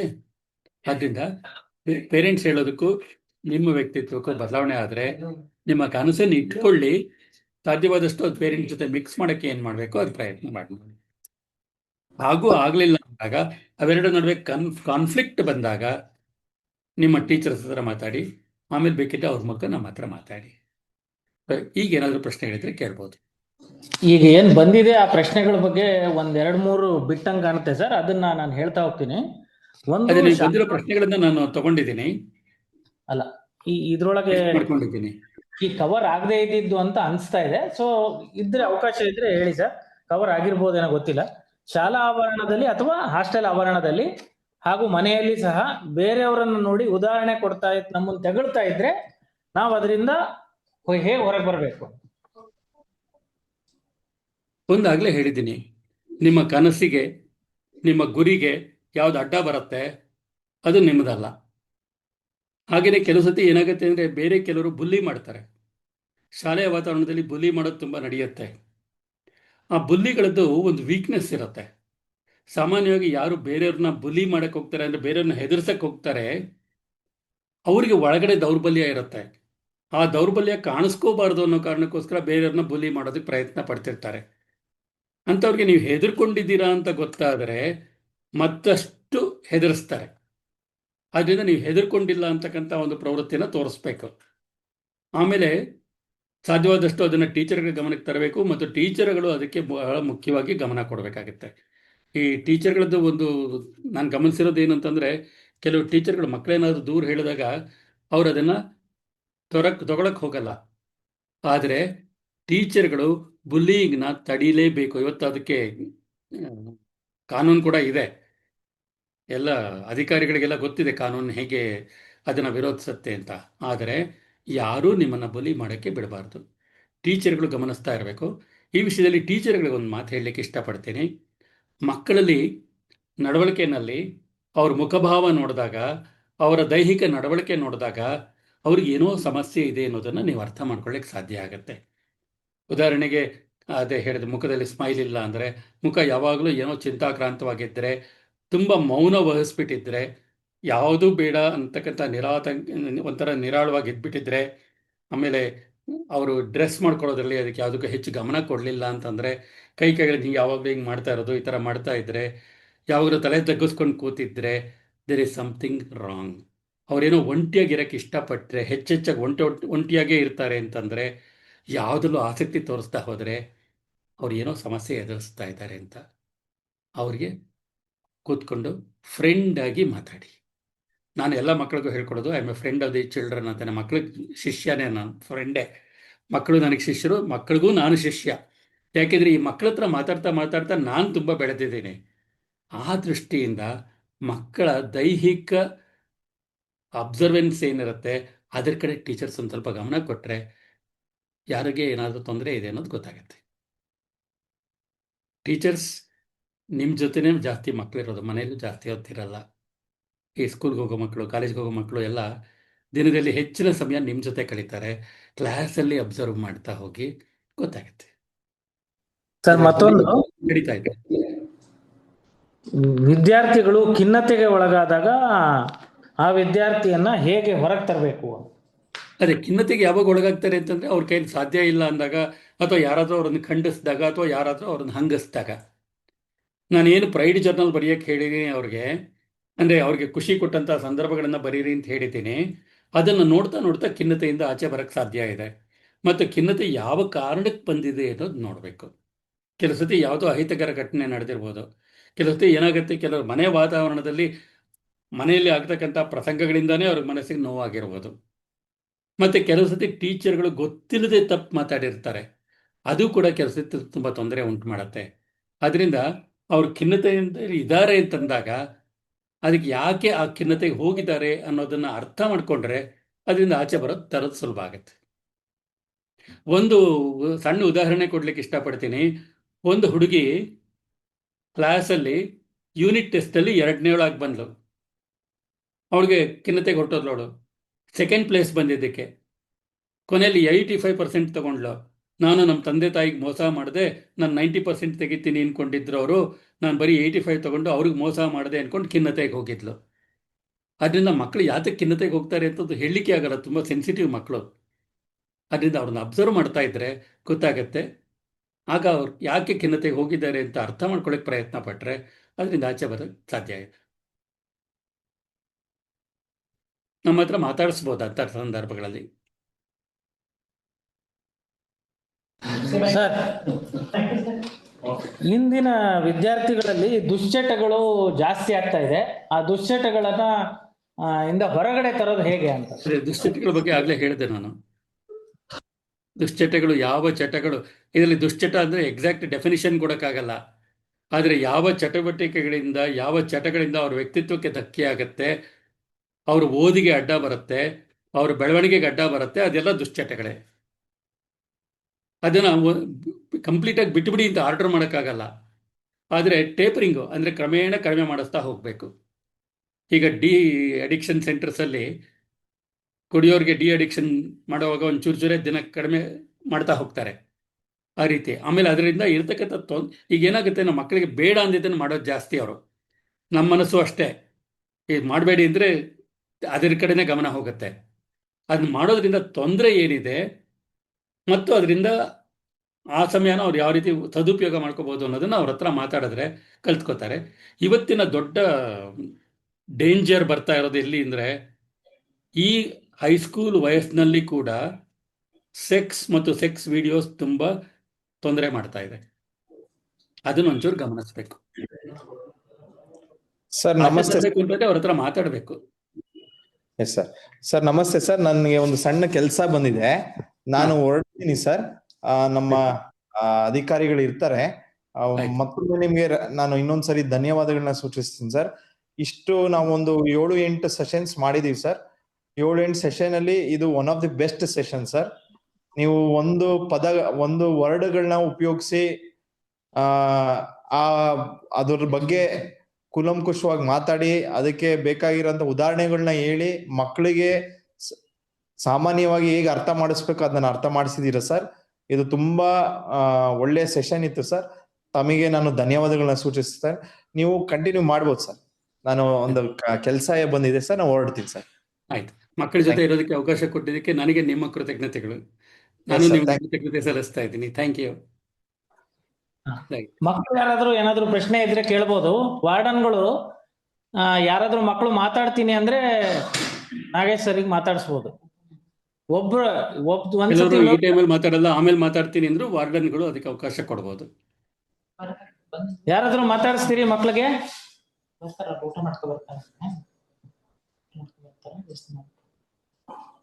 ಮತ್ತೆ ವಿಶೇಷತಃ ಹೆಣ್ಣು ಮಕ್ಕಳಿಗೆ ಅದೊಂದು ಹೇಳಲಿಕ್ಕೆ ಇಷ್ಟಪಡ್ತೀನಿ. ಜ್ಞಾಪಕ ಇಟ್ಕೊಳ್ಳಿ, ಇವತ್ತು ಸೆಕ್ಸ್ ಮತ್ತು ಸೆಕ್ಸ್ ವಿಡಿಯೋಗಳು ನಿಮಗೆ ತೊಂದರೆ ಮಾಡ್ತಾ ಇದೆ. ದಯವಿಟ್ಟು ಅದರಿಂದ ಆಚೆ ಬನ್ನಿ. ನಿಮ್ಗೆ ಈಗ ಚೆನ್ನಾಗಿದೆ ಅನ್ಸತ್ತೆ, ಆದರೆ ಹಾಗೆ ಪೇಪರ್ನಲ್ಲೂ ಓದ್ತಾ ಇದ್ದೀರಿ, ಮಧ್ಯ ವಯಸ್ಸಿಗೆ ಬರುವಷ್ಟೊತ್ತಿಗೆ ಅನೇಕ ಕ್ಯಾನ್ಸರ್ ಇಂದ ನರಳ್ತಾ ಇರೋರ ಸಂಖ್ಯೆ ತುಂಬ ಆಗ್ತಾ ಇದೆ. ಆದ್ದರಿಂದ ಎಲ್ಲರೂ ಹುಷಾರಾಗಿರಿ ದಯವಿಟ್ಟು. ಸೊ ನಾನು ಏನು ಹೇಳಬೇಕು ಅನ್ಕೊಂಡಿದ್ದೆ ಬಹುತೇಕ ಹೇಳಿದ್ದೀನಿ. ಮಕ್ಕಳಿಂದ ಮತ್ತೇನಾದರೂ ವಿವರಗಳು ಬೇಕು ಅಂದರೆ ಯಾವಾಗಲಾದರೂ ಆಗ್ಬೋದು, ಅವರು ಕೇಳ್ಬೋದು. ಈಗಲೂ ಕೇಳ್ಬೋದು, ಆಮೇಲೂ ಕೇಳ್ಬೋದು. ಸರ್ ನಮಸ್ತೆ ಸರ್. ನಮಸ್ತೆ. ಸರ್ ಈಗ ಮಕ್ಕಳಲ್ಲಿ ಏಕಾಗ್ರತೆ ಸ್ವಲ್ಪ ಕಡಿಮೆ ಆಗ್ತಾ ಇದೆ ಇತ್ತೀಚಿನ ದಿನಗಳಲ್ಲಿ ಸರ್. ಬಟ್ ಯಾಕೆಂದ್ರೆ ಶಾಲಾ ಮಟ್ಟದಲ್ಲಾಗಿರ್ಬೋದು, ಹಾಸ್ಟೆಲ್ ಮಟ್ಟದಲ್ಲಾಗಿರ್ಬೋದು, ಕಾನ್ಸಂಟ್ರೇಷನ್ಸ್ ಅಲ್ಲಿ ವೀಕ್ ಆಗ್ತಿದ್ದಾರೆ. ತಾವು ಹೇಳಿದಂತೆ ಮೆಡಿಟೇಷನ್ಸ್ ಗಳನ್ನ ಮಾಡ್ತಕ್ಕಂಥದ್ದು, ಅದ್ರ ಮುಖಾಂತರ ನಾವು ಏಕಾಗ್ರತೆ ಮಾಡ್ಬೇಕಂತ ಅನ್ಕೋತೀವಿ ಸರ್. ಬಟ್ ಆದ್ರೆ ನಾನು ಹೇಳ್ತಕ್ಕಂಥದ್ದು ಎಸ್ಪೆಷಲಿ ನಮ್ದು ಈಗ BCM ಹಾಸ್ಟೆಲ್ ಲೆವೆಲ್ಗಳನ್ನ ಎಲ್ಲಾ ಡಿಪಾರ್ಟ್ಮೆಂಟ್ ಹಾಸ್ಟೆಲ್ಸ್ ಮಕ್ಕಳು ಇದರಲ್ಲಿ ಇನ್ವಾಲ್ವ್ ಆಗಿದ್ದಾರೆ. ವಾರ್ಡನ್ಸ್ಗಳು ಇದಾರೆ ಸರ್ ಆಕ್ಚುಲಿ. ಸೊ ವಾರ್ಡನ್ಸ್ ಗಳಿಗೆ ಇದಕ್ಕೆ ಸಂಬಂಧಪಟ್ಟಂತೆ ಯಾವ ರೀತಿ ತಾವು ಗೈಡ್ ಮಾಡ್ಲಿಕ್ಕೆ ಇಷ್ಟಪಡ್ತೀರಾ? ಯಾಕೆಂದ್ರೆ ಅಲ್ಲಿರ್ತಕ್ಕಂತಹ ಹೈಸ್ಕೂಲ್ ಮಕ್ಕಳನ್ನ ಯಾವ ರೀತಿಯಾಗಿ ನೀವು ನೋಡ್ಕೊಂಡ್ರೆ ಸ್ವಲ್ಪ ಏಕಾಗ್ರತೆ ವಿಚಾರದಲ್ಲಿ ಮಾಡಬಹುದು ಅಂತಕ್ಕಂಥ ಒಂದು ಸಲಹೆ ಕೊಡ್ತಕ್ಕಂಥದ್ದನ್ನ ಮಾಡಿ ಸರ್. ಒಂದು ಮಕ್ಕಳು ಕೂಡ ಇರೋದ್ರಿಂದ ಮಕ್ಕಳಿಗೆ ಒಂದೆರಡು ಆ ವಿಚಾರದಲ್ಲಿ ಏಕಾಗ್ರತೆಯನ್ನ ಯಾವ ರೀತಿ ಮಾಡ್ಕೊಳ್ಬೇಕು ಅಂತ ಬಂದು ಸ್ವಲ್ಪ ಒಳ್ಳೇದಿರುತ್ತೆ ನಿಮ್ಮ ಅನಿಸಿಕೆ. ಓಕೆ, ಸಾಮಾನ್ಯವಾಗಿ ಏಕಾಗ್ರತೆ ಎಂದಾಗ ಈ ಮಕ್ಕಳಿಗೆ 3/4 ಗಂಟೆ ಏಕಾಗ್ರತೆ ಇಟ್ಕೊಳ್ಳಿಕ್ಕೆ ಸಾಧ್ಯ ಆಗತ್ತೆ. 10 ನಿಮಿಷ ಓದಿ ಕಣ್ಮುಚ್ಕೊಂಡು ಒಂದ್ಸತಿ ಓದಿದ್ದನ್ನು ರಿವೈವ್ ಮಾಡ್ಕೋಬಹುದು. ಸಾಮಾನ್ಯವಾಗಿ ಕಲ್ತ್ಕೊಳ್ಳೋದ್ರಲ್ಲಿ 2 ಭಾಗ ಇದೆ. ಒಂದು ಕೇಳಿದ್ದು, ಇನ್ನೊಂದು ಓದೋದು. ಓದಿದ್ದನ್ನು ಒಂದಷ್ಟು ಬರಿಬೇಕು. ಬಹಳಷ್ಟು ಮಕ್ಕಳು ಏನು ಮಾಡ್ತಾರೆ ಅಂತಂದರೆ ಹೋಮ್ವರ್ಕ್ ಮಾಡೋದನ್ನು ಬೈಕೊಂಡು ಮಾಡ್ತಾರೆ.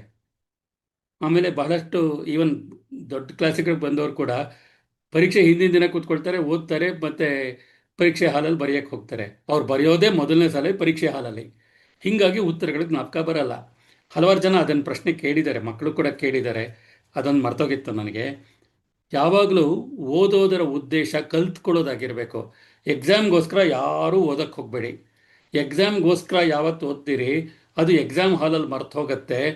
ಆಮೇಲೆ ಎಕ್ಸಾಮ್ ಹಾಲಿಂದ ಆಚೆ ಬಂದ ಮೇಲೆ ಜ್ಞಾಪಕ ಬರುತ್ತೆ. ಆದ್ದರಿಂದ ಎಕ್ಸಾಮ್ಗೋಸ್ಕರ ಓದ್ಬೇಡಿ, ಕಲ್ತ್ಕೊಳ್ಳೋದಕ್ಕೆ ಒತ್ತು ಕೊಟ್ಟು ಓದಿ. ಕಲ್ತಿದ್ದನ್ನು ಯಾವತ್ತೂ ಮರೆಯಲ್ಲ, ಎಕ್ಸಾಮಲ್ಲೂ ಮರೆಯಲ್ಲ, ಮಧ್ಯರಾತ್ರಿ ಎಬ್ಸ್ ಕೇಳಿದ್ರು ಉತ್ತರ ಹೇಳ್ತಕ್ಕಂಥ ಶಕ್ತಿ ಬರುತ್ತೆ. ಏಕಾಗ್ರತೆ ಅಂತಂದರೆ ಸಾಮಾನ್ಯವಾಗಿ ನಿಮ್ಮ ವಯಸ್ಸಲ್ಲಿ 3/4 ಗಂಟೆ ಖಂಡಿತ ಏಕಾಗ್ರತೆ ಇರುತ್ತೆ. ಆಮೇಲೆ ವ್ಯತ್ಯಾಸ ಆಗುತ್ತೆ. ಆವಾಗ ಸಬ್ಜೆಕ್ಟನ್ನು ಬದಲಾಯಿಸಿ. ಈ 3/4 ಗಂಟೆ ಪುಸ್ತಕ ಹಿಡ್ಕೊಂಡು ಓದ್ತಾರದನ್ನು ಮಾಡಿದರೆ ಮುಂದಿನ 3/4 ಗಂಟೆ ಬರೆಯೋದನ್ನು ಮಾಡಿ, ಲೆಕ್ಕ ಮಾಡೋದು ಈ ಥರದ್ದೇನಾದರೂ ಮಾಡಿ. ಆಮೇಲೆ ಕೆಲವರಿಗೆ ಈ ಸೋಷಿಯಲ್ ಸ್ಟಡೀಸ್ ಓದುವಾಗ ಹಿಸ್ಟ್ರಿ ಮತ್ತು ಜಾಗ್ರಫಿ ಬೋರ್ ಆಗುತ್ತೆ ಅಂತಾರೆ. ಅವ್ರೇನು ಮಾಡಬೇಕು ಅಂದರೆ ಅಟ್ಲಾಸನ್ ಪಕ್ಕದಲ್ಲಿ ಇಟ್ಕೊಳ್ಳಿ. ಹಿಸ್ಟ್ರಿ ಬಗ್ಗೆ ಓದುವಾಗ ಆ ಜಾಗ ಎಲ್ಲಿ ಬರುತ್ತೆ ಅದನ್ನು ಯೋಚನೆ ಮಾಡಿ. ಕೆಲವರಿಗೆ ಹಿಸ್ಟ್ರಿ ಓದುವಾಗ ಇಸ್ವಿಗಳನ್ನ ಹೆಂಗೆ ಜ್ಞಾಪಕ ಇಟ್ಕೊಳ್ಳೋದು ಅನ್ನೋ ಪ್ರಶ್ನೆ ಬರುತ್ತೆ. ಅದಕ್ಕೆ ನೀವು ಯಾವುದೇ ಒಂದು ಯುದ್ಧದ ಬಗ್ಗೆ ಮಾತಾಡ್ತೀರಿ ಅಥವಾ ರಾಜನ ಬಗ್ಗೆ ಮಾತಾಡ್ತೀರಿ ಅಂದಾಗ ಏನು ಇಸ್ವಿ ಕೊಟ್ಟಿರ್ತಾರೆ ಆ ಹೆಸರಿನ ಜೊತೆಗೆ ಸೇರಿಸ್ಕೋಬೇಕು. ಬ್ಯಾಟಲ್ ಆಫ್ ಪ್ಲಾಸಿ ಅಂತ ಬಂದರೆ 1757 ಅನ್ನೋದು ಬಂದ್ಬಿಡ್ಬೇಕು. ಆ ಥರ ಆಗ ಮರೆಯಲ್ಲ. ಅಟ್ಲಾಸ್ ಇಟ್ಕೊಂಡು ಓದೋದು ಅಭ್ಯಾಸ ಮಾಡ್ಕೊಳ್ಳಿ, ಜಾಗ್ರಫಿಗೆ ಅದಕ್ಕೆಲ್ಲ. ಮತ್ತು ಲೆಕ್ಕ ಮಾಡೋದನ್ನು ಒಂದು ಜ್ಞಾಪಕ ಇಟ್ಕೊಳ್ಳಿ. ಲೆಕ್ಕ ಮಾಡೋವಾಗ ಕೆಲವ್ರಿಗೆ ಅನ್ಸುತ್ತೆ ಇದು ಯಾಕೆ ಬೇಕಿದು ಅಂತ. ವಿಶೇಷತಃ ಯಾರು ಮೆದುಳಿನ ಎಡಭಾಗವನ್ನು ಜಾಸ್ತಿ ಬಳಸಲ್ಲ ಅವ್ರಿಗೆ ಲೆಕ್ಕ ಮಾಡೋದಕ್ಕೆ ಸ್ವಲ್ಪ ಕಷ್ಟ ಆಗುತ್ತೆ. ಅವ್ರು ಏನು ಮಾಡಬೇಕು ಅಂತಂದರೆ ಒಂದು 10 ನಿಮಿಷ ಕಣ್ಮುಚ್ಕೊಂಡು ಒಂದಷ್ಟು ಗುಣಾಕಾರಗಳನ್ನು ಹಾಕ್ಕೊಂಡು ಮಾಡ್ತಾ ಹೋಗಿ. ಆ ಗುಣಾಕಾರಗಳು ಹೇಗೆ ಅಂದರೆ 3 ಡಿಜಿಟ್ಸ್ ಇಂಟು 3 ಡಿಜಿಟ್ಸ್, 3 ಅಂಕೆಗಳ ಗುಣಾಕಾರವನ್ನು 3 ಅಂಕೆಗಳ ಜೊತೆ ಮಾಡಿ. ಉತ್ತರ ಸರಿಯಾದ ತಪ್ಪ ನೋಡಬೇಕಾಗಿಲ್ಲ ನೀವು, ಯಾಕೆಂದರೆ ಉತ್ತರ ಇಂಪಾರ್ಟೆಂಟ್ ಅಲ್ವೇ ಅಲ್ಲ. ಅಲ್ಲಿ ಗುಣಾಕಾರ ಮಾಡೋದ್ರಲ್ಲಿ ಅಥವಾ ಭಾಗಾಕಾರ ಮಾಡೋದ್ರಲ್ಲಿ ನಿಮ್ಮ ಮೆದುಳು ಆ್ಯಕ್ಟಿವ್ ಆಗಿದ್ದರೆ ಆಗ ಲೆಫ್ಟ್ ಬ್ರೈನ್ ಕೂಡ ಆ್ಯಕ್ಟಿವೈಸ್ ಆಗುತ್ತೆ. ಆವಾಗ ನಿಮಗೆ ಲೆಕ್ಕ ಮಾಡೋದು ಸುಲಭ ಆಗುತ್ತೆ. ಅದನ್ನು ಮಾಡ್ತಾ ಹೋಗಿ. ಮತ್ತು ಲೆಕ್ಕಗಳು ಯಾಕೆ ಕೊಡ್ತಾರೆ, ಈ ಆಲ್ಜಿಬ್ರಾ ಕಟ್ಕೊಂಡು ಏನು ಮಾಡಬೇಕು ಅನ್ನೋ ಪ್ರಶ್ನೆಗಳು ಬರುತ್ತೆ. ಇಲ್ಲಿ ಸಮಸ್ಯೆಗಳನ್ನು ಬಿಡಿಸೋದು, ನಿಮ್ಮ ಲಾಜಿಕಲ್ ಮೈಂಡ್ ವರ್ಕ್ ಆಗುತ್ತೆ. ಯಾವುದೇ ಒಂದು ಸಮಸ್ಯೆ ಬಂದಾಗ ಹೇಗೆ ಅದನ್ನು ಬಿಡಿಸ್ಬೇಕು ಅನ್ನೋ ಪ್ರಶ್ನೆ ಬಂದಾಗ logical part of the brain ಅಂದರೆ ನಿಮ್ಮ ಎಡಭಾಗದಲ್ಲಿ ಏನು ಲಾಜಿಕಲ್ ಪಾರ್ಟ್ ಇರುತ್ತೆ ಅದು ವರ್ಕ್ ಆಗಬೇಕು. ಅದಕ್ಕೆ ಈ ಮ್ಯಾಥಮೆಟಿಕ್ಸು ಇದೆಲ್ಲ ಕೊಡೋದು ನಿಮಗೆ ಆ ಕಾರಣಕ್ಕೆ. ಅದನ್ನು ಮಾಡ್ತಾ ಹೋದಾಗ ಲೆಕ್ಕ ಬಿಡಿಸೋಕ್ಕೆ ಸುಲಭ. ಮತ್ತು ಜ್ಞಾಪಕ ಇಟ್ಕೊಳ್ಳಿ, 3/4 ಗಂಟೆ ಕಾನ್ಸಂಟ್ರೇಷನ್ ಖಂಡಿತ ಇರುತ್ತೆ. ಆಮೇಲೆ 3/4 ಗಂಟೆ ಸಬ್ಜೆಕ್ಟ್ ಚೇಂಜ್ ಮಾಡಿ 1.5 ಗಂಟೆ ನೀವು ದಿನಕ್ಕೆ ಓದಿದ್ರೆ ಖಂಡಿತ ಯಶಸ್ಸನ್ನು ಗಳಿಸ್ಲಿಕ್ಕೆ ಸಾಧ್ಯ ಆಗುತ್ತೆ. ಕಾನ್ಸಂಟ್ರೇಷನ್ ಮಾತ್ರ ಕ್ಲಾಸಲ್ಲಿ ಕಾನ್ಸಂಟ್ರೇಷನ್ ಇಟ್ಕೊಂಡಿರಬೇಕು. ಆಮೇಲೆ ಕ್ಲಾಸಲ್ಲಿ ಕಾನ್ಸಂಟ್ರೇಷನ್ ಅಂತಂದರೆ ಅವ್ರು 1 ಅವರ್ ಪಾಠ ಮಾಡ್ತಾರೆ ಅಂದರೆ 1 ಅವರಲ್ಲಿ 60 ಸೆಕೆಂಡ್ಸ್ ಇಂಟು 60 ಮಿನಿಟ್ಸ್ 3600 ಸೆಕೆಂಡ್ಸ್ ನಿಮಗೆ ಕಾನ್ಸಂಟ್ರೇಷನ್ ಇರಲ್ಲ. ಆದರೆ ಪ್ರತಿ 10 ಸೆಕೆಂಡಿಗೆ ಒಂದ್ಸತಿ ನಿಮ್ಮ ಮನಸ್ಸನ್ನು ವಾಪಸ್ ಕರ್ಕೊಂಬರ್ಬೇಕು. ಅಂದರೆ ನೀವು ಹೇಳ್ಬೋದು 10 ಸೆಕೆಂಡ್ ಎಲ್ಲಾದರೂ ಹೋಗೋ ಪರವಾಗಿಲ್ಲ, ಬಟ್ ವಾಪಸ್ ಬಾ ಅಂತ. ತುಂಬ ಜಾಸ್ತಿ ಹೊತ್ತು ಅಲ್ಲಿ ಆಬ್ಸೆಂಟ್ ಆಗಿರಬಾರ್ದು, ಹೇಳ್ತಾ ಇರೋದ್ರ ಕಡೆ ಗಮನ ಕೊಡಬೇಕು. 10 ಸೆಕೆಂಡು ಬೇರೆ ಎಲ್ಲಾದರೂ ಹೋಗುತ್ತೆ, ತಲೆ ಕೆಡಿಸ್ಕೋಬೇಡಿ. ಆ 10 ಸೆಕೆಂಡಲ್ಲಿ ಪಾಠ ಜಾಸ್ತಿ ಮುಂದೆ ಹೋಗಿರಲ್ಲ. ಆದರೆ ಕ್ಲಾಸಲ್ಲಿ ಎಷ್ಟು ಅಟೆಂಟಿವ್ ಆಗಿ ಕೇಳಿಸ್ಕೋತೀರಿ, ಆಮೇಲೆ ಓದುವಾಗ ಅಷ್ಟು ಸುಲಭವಾಗಿ ಅರ್ಥವಾಗುತ್ತೆ. 1.5 ಗಂಟೆ ದಿನಕ್ಕೆ ಕಾನ್ಸಂಟ್ರೇಷನ್ ಇಟ್ಕೊಂಡು 2 ಸಬ್ಜೆಕ್ಟ್ ಖಂಡಿತ ಓದ್ಬೋದು. ಕ್ಲಾಸಲ್ಲಿ ಸುಮಾರಾಗಿ ಕಾನ್ಸಂಟ್ರೇಷನ್ ಇಟ್ಕೊಂಡು ಕೇಳ್ಬೋದು, ಸಾಧ್ಯ ಇದೆ. ಚೆನ್ನಾಗಿ ನೀರು ಕುಡೀರಿ. ಆಮೇಲೆ ಚಾಟ್ಸ್ ತಿನ್ನಿಸ್ಬೇಕು ಅಂತ ನಿಮ್ಮ ವಯಸ್ಸಲ್ಲಿ ತುಂಬ ಅನಿಸತ್ತೆ, ತಿನ್ನಲೇಬೇಡಿ ಅಂತ ಹೇಳಲ್ಲ, ವಾರಕ್ಕೆ 1 ಸತಿ ತಿನ್ನಿ. ಯಾಕೆ ಅಂತಂದರೆ ಅದಕ್ಕಿಂತ ಜಾಸ್ತಿ ತಿಂದರೆ ಜಂಕ್ ಫುಡ್ಡು ನಿಮ್ಮ ಬ್ರೈನ್ಗೆ ಕಾನ್ಸಂಟ್ರೇಷನ್ಗೆ ತೊಂದರೆ ಮಾಡುತ್ತೆ. ಆಮೇಲೆ ರೀಲ್ಗಳು ಓದಕ್ಕೆ ಕೂತ್ಕೊಂಡಾಗ ದಯವಿಟ್ಟು ಮೊಬೈಲ್ನ ದೂರ ಇಡಿ. ಅದನ್ನು ಯಾರೋ ಕೇಳಿದ್ದಾರೆ, ಮೊಬೈಲ್ ಗೀಳಿಂದ ಆಚೆ ಬರೋದು ಹೇಗೆ ಅಂತ. ಓದಬೇಕಾದಾಗ ಓದಬೇಕು, ಆಟ ಆಡಬೇಕಾದಾಗ ಆಟ ಆಡಬೇಕು. ಅದಕ್ಕೆ ಓದಕ್ಕೆ ಕೂತ್ಕೊಂಡಾಗ ದಯವಿಟ್ಟು ಮೊಬೈಲ್ನ ದೂರ ಇಡಿ. ಓದಕ್ಕೆ ಏನು ಟೈಮ್ ಫಿಕ್ಸ್ ಮಾಡ್ಕೊಳ್ತೀರಿ ಆ ಟೈಮಲ್ಲಿ ಯಾವುದೇ ಕಾರಣಕ್ಕೆ ಕೂತ್ಕೊಂಡ ಜಾಗದಿಂದ ಹೇಳ್ಬಾರ್ದು, ಬಾತ್ರೂಮ್ ಹೋಗಕ್ಕೂ ಹೇಳ್ಬಾರ್ದು. ಚಟದಿಂದ ಆಚೆ ಬರೋದು ಅಷ್ಟೇ.